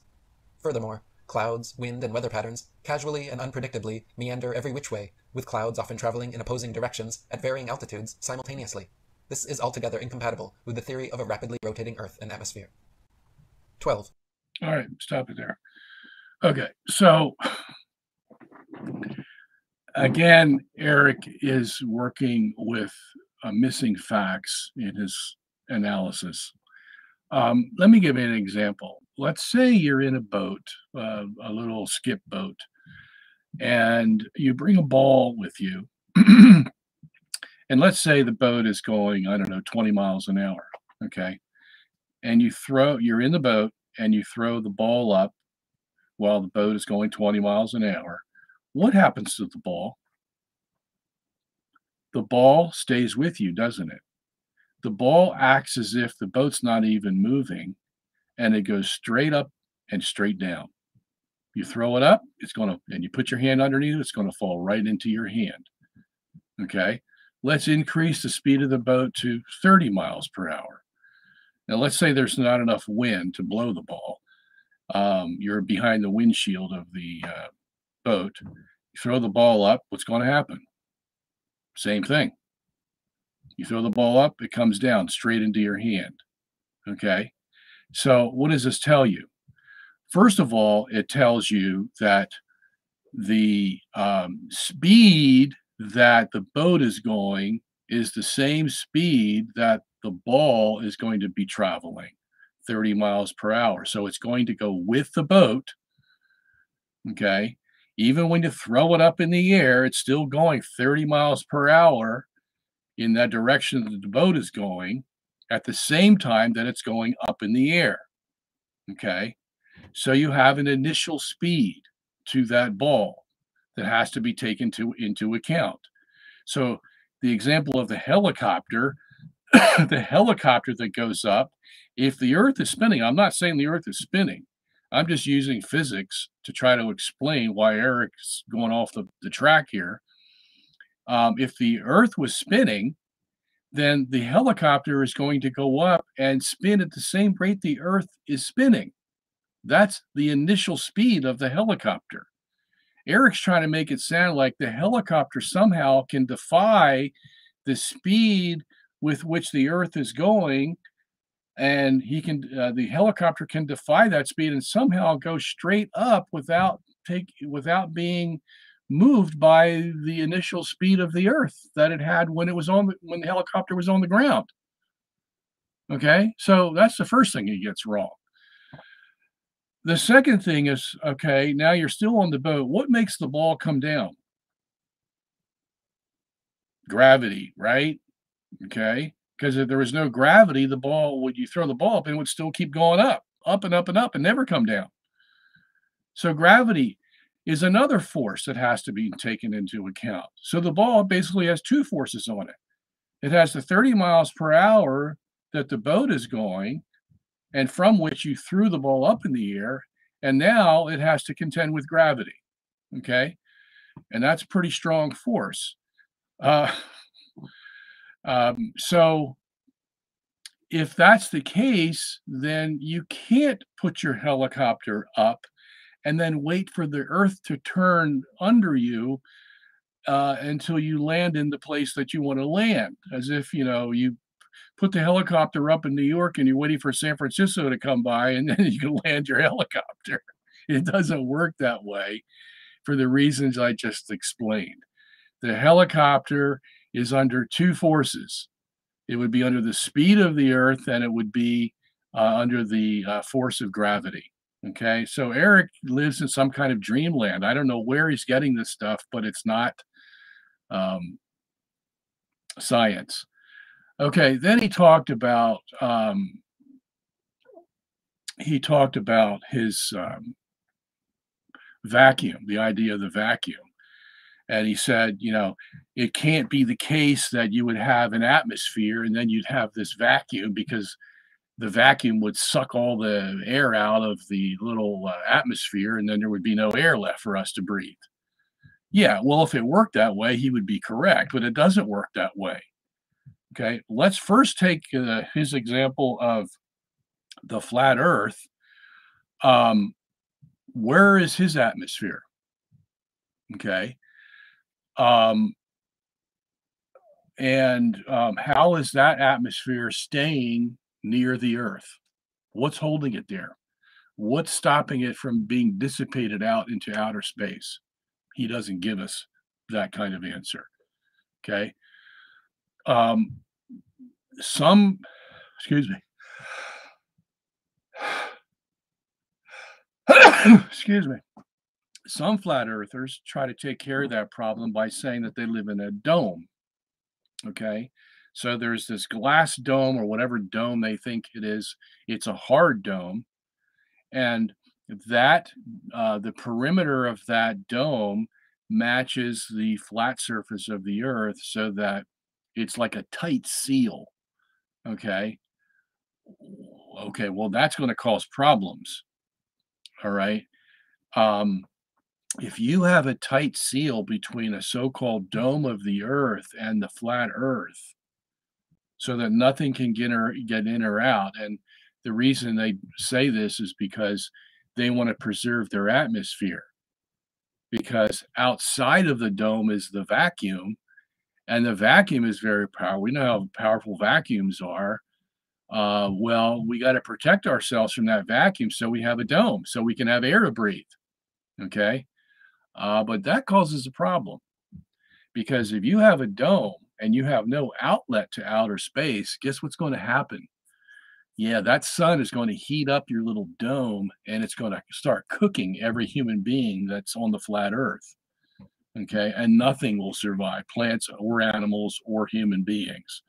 Okay, plus you have no escape for radioactive isotopes and anything else that the Earth wants to get rid of. It's always getting rid of hydrogen. It goes right out into the outer space. Having the dome is not going to protect you. And who knows? It's not even going to preserve your atmosphere because it's not going to be able to live in that kind of heat.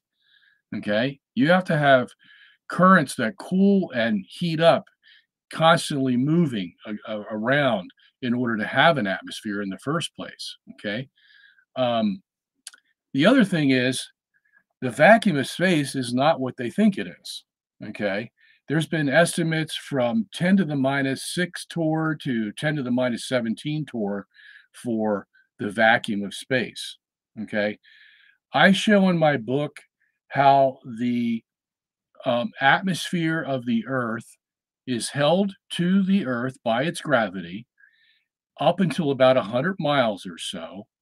And that gravity, you can calculate it with everything else that's going on and equal a 10 to the minus 6 torr of vacuum space that works just in to balance it out, actually. Okay. But anything above 100 miles an hour, 100 miles from the surface of the Earth, that would not be the case. And that's where the vacuum starts. Okay. And it's easily calculated by mathematics from the facts that we know about atmospheric pressure, gravity, and how they all fit together. Okay. So, they can scare us and say, whoa, how are you going to deal with the vacuum of space? It'll suck all the, well, no, it won't suck all the air out. Okay. We can deal with it and it's easy to deal with. And he also apparently doesn't believe in the Coriolis force because he says, they shot these cannons and we can't tell that they go left or right or all this. No, that's just, you can prove the Coriolis force yourself. You can get on one of those little rides they have in playgrounds, spin around. You can sit on the edge of them. What are they called? Oh, and by the way, somebody said suspension bridge. Yeah, that's what I was forgetting. There are suspension bridges. And you put, let's say you had this thing goes around and you can have people sit on northeast, south, and west, and you throw a ball back and forth to each other. Okay. Now, without the little thing spinning, the ride spinning, you can throw the ball to the guy that's directly across from you, and the ball's not going to deviate. Okay. But if you start that little ride spinning, okay, and you try to throw the ball directly across to the guy that's from you while this thing is spinning, you ain't going to be able to do so. What's going to happen? It's going to veer off to the left. Okay. And that's because of the Coriolis force. Okay. So it's a real force that occurs in a rotating universe, and it also occurs mathematically in a heliocentric view where the Earth is spinning. Okay. And I don't want to get into that right now, but both views can explain it, but Eric doesn't believe in it. Okay. And all his evidence is very vague. So he did a bad job on that one. That is for sure. All right. Next one, number 12.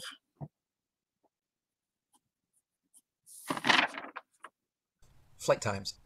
If Earth and its atmosphere were constantly spinning eastwards over 1,000 miles per hour at the equator, then the average commercial airliner, traveling 500 miles per hour, should never be able to reach its eastward destinations before they come speeding up from behind.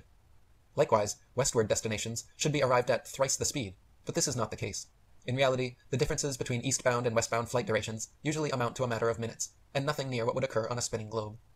As Gabrielle Henriette stated in her book Heaven and Earth, if flying had been invented at the time of Copernicus, there is no doubt that he would have soon realized that his contention regarding the rotation of the Earth was wrong, on account of the relation existing between the speed of an aircraft and that of the Earth's rotation. If the Earth rotates, as it is said, at 1,000 miles an hour, and a plane flies in the same direction at only 500 miles, it is obvious that its place of destination will be farther removed every minute. On the other hand, if flying took place in the direction opposite to that of the rotation, a distance of 1,500 miles would be covered in 1 hour, instead of 500, since the speed of the rotation is to be added to that of the plane. It could also be pointed out that such a flying speed of 1,000 miles an hour, which is supposed to be that of the Earth's rotation, has recently been achieved, so that an aircraft flying at this rate in the same direction as that of the rotation could not cover any ground at all. It would remain suspended in midair over the spot from which it took off, since both speeds are equal. The spinning globe model dictates that Earth and its atmosphere would be moving together 1,000 miles per hour at the equator, and progressively slower, approaching zero closer to the poles. The following examples all take place at the mid-latitudes, where the globe model claims that Earth and its atmosphere should be moving together at approximately 500 miles per hour, the same as the average flight speed of a commercial airliner. flights from Los Angeles to New York City, traveling east with the alleged rotation of the Earth, take an average of 5.5 hours, for instance, so the return flight west should only take 2.75 hours. But in fact, the average New York City to LA flight actually takes upward of 6 hours, a time totally inconsistent with the spinning globe model. Flights eastward with the alleged spin of the Earth from Tokyo to Los Angeles take an average of 10.5 hours. Therefore, return flights westward against the alleged spin should take an average of 5.25 hours, but in actual fact, take an average of 11.5 hours. Another flight duration totally inconsistent with the globe model. Eastbound flights from New York to London take an average of 7 hours. Therefore, the westbound flights against the alleged spin should take an average of 3.5 hours, but in reality, they take an average of 7.5 hours. Eastward flights from Chicago to Boston with the alleged spin of the Earth take an average of 2.25 hours. Therefore, the return flights westward against the alleged spin should take an average of just over an hour, but in reality, they take an average of 2.75 hours. Flights eastward from Paris to Rome take an average of 2 hours. Therefore, the return flights westward against the alleged spin should take only 1 hour, but in actual fact, have an average flight duration of 2 hours and 10 minutes. All of these flight times are impossible on a 1,000-mile-per-hour eastward spinning ball, but are consistent with what would be expected over a stationary Earth. Okay, this is a simple one. Now, though, as a geocentrist, we don't believe the Earth is rotating. If it was, okay, Eric's presentation is absolutely wrong because he does not take into account that the airplane, no matter whether it's on the ground or in the air, is in the envelope of the Earth's gravity, and there is no escape from it. Okay, so it's going to move with the Earth, whether it's in the air or on the ground. It doesn't make any difference. I already showed this by the example of us being in the boat and throwing up the ball. The ball is going to obey the forces that are around it. The one force being the speed of 30 miles an hour, the other force being the force of gravity. So I'm not going to get into any more of this issue with Eric on the flight times because he just doesn't understand gravity, doesn't believe in gravity. If you don't, then not only are you going to leave these things unexplained or pretend that you have an answer that's not true, you're not going to have any forces for your own system. They haven't explained what makes the stars go around, what makes the sun go around, what makes the moon go around. Nothing. They give no explanations whatsoever how these things work in dynamics, just in geometry. But geometry, as Galileo found out, doesn't explain a whole heck of a lot. All right, next one. John, flight pass. 13. Flight paths. If Earth was truly a ball, then there are several flights in the southern hemisphere which would have their quickest, straightest path over the Antarctic continent, such as Santiago, Chile, to Sydney, Australia. Instead of taking the shortest, quickest route in a straight line over Antarctica, however, all such flights detour all manner of directions away from Antarctica, instead claiming the temperatures are too cold for airplane travel. Considering the fact that there are plenty of flights to, from, and over Antarctica, and NASA claims to have technology keeping them in conditions far colder and far hotter than any experienced on Earth, such an excuse is clearly just an excuse, and these flights aren't made because they are impossible. If Earth was a ball and Antarctica was too cold to fly over, the only logical way to fly from Sydney to Santiago would be a straight shot over the Pacific, staying in the southern hemisphere the entire way. Refueling could be done in New Zealand or other southern hemisphere destinations along the way, if absolutely necessary. But in reality, Santiago to Sydney flights go into the northern hemisphere, making stopovers at LAX and other North American airports before continuing back down to the southern hemisphere. Such ridiculously wayward detours make no sense on the globe, but make perfect sense and form nearly straight lines when shown on a flat Earth map. On a globe, Johannesburg, South Africa to Perth, Australia should be a shot over the Indian Ocean, with convenient refueling possibilities on Mauritius or Madagascar. In actual practice, however, most Johannesburg to Perth flights curiously stop over either in Dubai, Hong Kong, or Malaysia, all of which make no sense on the ball model, but are completely understandable when mapped on a flat Earth. On a globe, Cape Town, South Africa to Buenos Aires, Argentina should be a straight shot over the Atlantic, following the same line of latitude across. But instead, every flight goes to connecting locations in the northern hemisphere first, stopping over anywhere from London to Turkey to Dubai. Once again, these make absolutely no sense on the ball model, but are completely understandable options when mapped on a flat Earth. On a globe, Santiago, Chile to Johannesburg, South Africa should be an easy flight, all taking place below the Tropic of Capricorn in the southern hemisphere. Yet every listed flight makes a curious refueling stop in Senegal, near the Tropic of Cancer, in the north hemisphere first. When mapped on a flat Earth, the reason why is clear to see, because Senegal is actually directly in a straight line path halfway between the two. On a globe, Johannesburg, South Africa to Sao Paulo, Brazil should be a quick, straight shot along the 25th southern latitude, but instead, nearly every flight makes a refueling stop at the 50th degree north latitude in London first. The only reason such ridiculous stopovers work in reality is because the Earth is not a spinning ball. 14. Latitude and longitude. Up there. All right. This is another, shell game. The reason they don't have, the reason they stop in Dubai when they're going to New Zealand from Santiago, Chile, is because there are very few people that travel from Santiago, Chile to New Zealand. There's just not enough traffic. So what will happen is they get a direct flight to Dubai from Santiago, Chile. Then they have to get another flight from Dubai to New Zealand or Johannesburg, wherever they're going.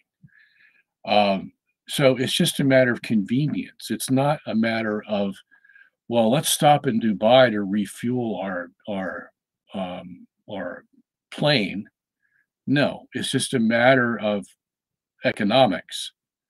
If there's not enough traffic for direct flights from South America to New Zealand, at least not enough for them to charter flights, the place that has the cheapest gas and a lot of freedom to fill your plane with gas would be Dubai, okay, and not India, for example. That would be hard to get your gas in India. Plus, it'd be very expensive. So you go to Dubai if you want to refuel. But then to get a direct flight from Dubai to New Zealand, you have to charter another flight. Okay, that's all there is to it. But Eric's trying to make it sound like they go out of their way because, the Earth is actually flat and it's shorter that way. No, it has nothing to do with it at all. And I have a whole chapter on this in my book. I've talked to pilots. I've talked to engineers who map out these things from between the continents. All the information is there to show you how it all works and why Eric is blowing smoke and a lot of it. All right, so we've got 1, 2, 3, 4, 5, 6, 7 more to go. It's 10:10. Unfortunately, I'm not going to be able to get through them. So we're going to have to hold off on this until today is the 19th. I won't be here the 26th. Mike Jones is coming the 2nd, so we'll have to hold off until November 9th. And we will finish this little thing on Eric Dubay's 20 Reasons the Earth is Flat. So thank you for coming tonight. I hope I have helped you understand this just a little bit. If not, you know where to send your questions, and I'd be happy to help you. But, you can't substitute reading the book yourself. It's in 3 sections: historical, biblical, and scientific. We were just dealing with the scientific issues tonight. And get a hold of that if you can at robertsongenis.org. And if you're interested in this topic. Okay, so thank you for being here tonight. Stop by robertsongenis.org and see our new articles that we have up. We've got 5 new articles on various topics, and we certainly do have a lot of books and DVDs for sale, so take advantage of that. And if you would be so kind as to leave a generous donation to help us keep going, that certainly would be appreciative, and appreciate your kindness, and God bless you for it. Until next time,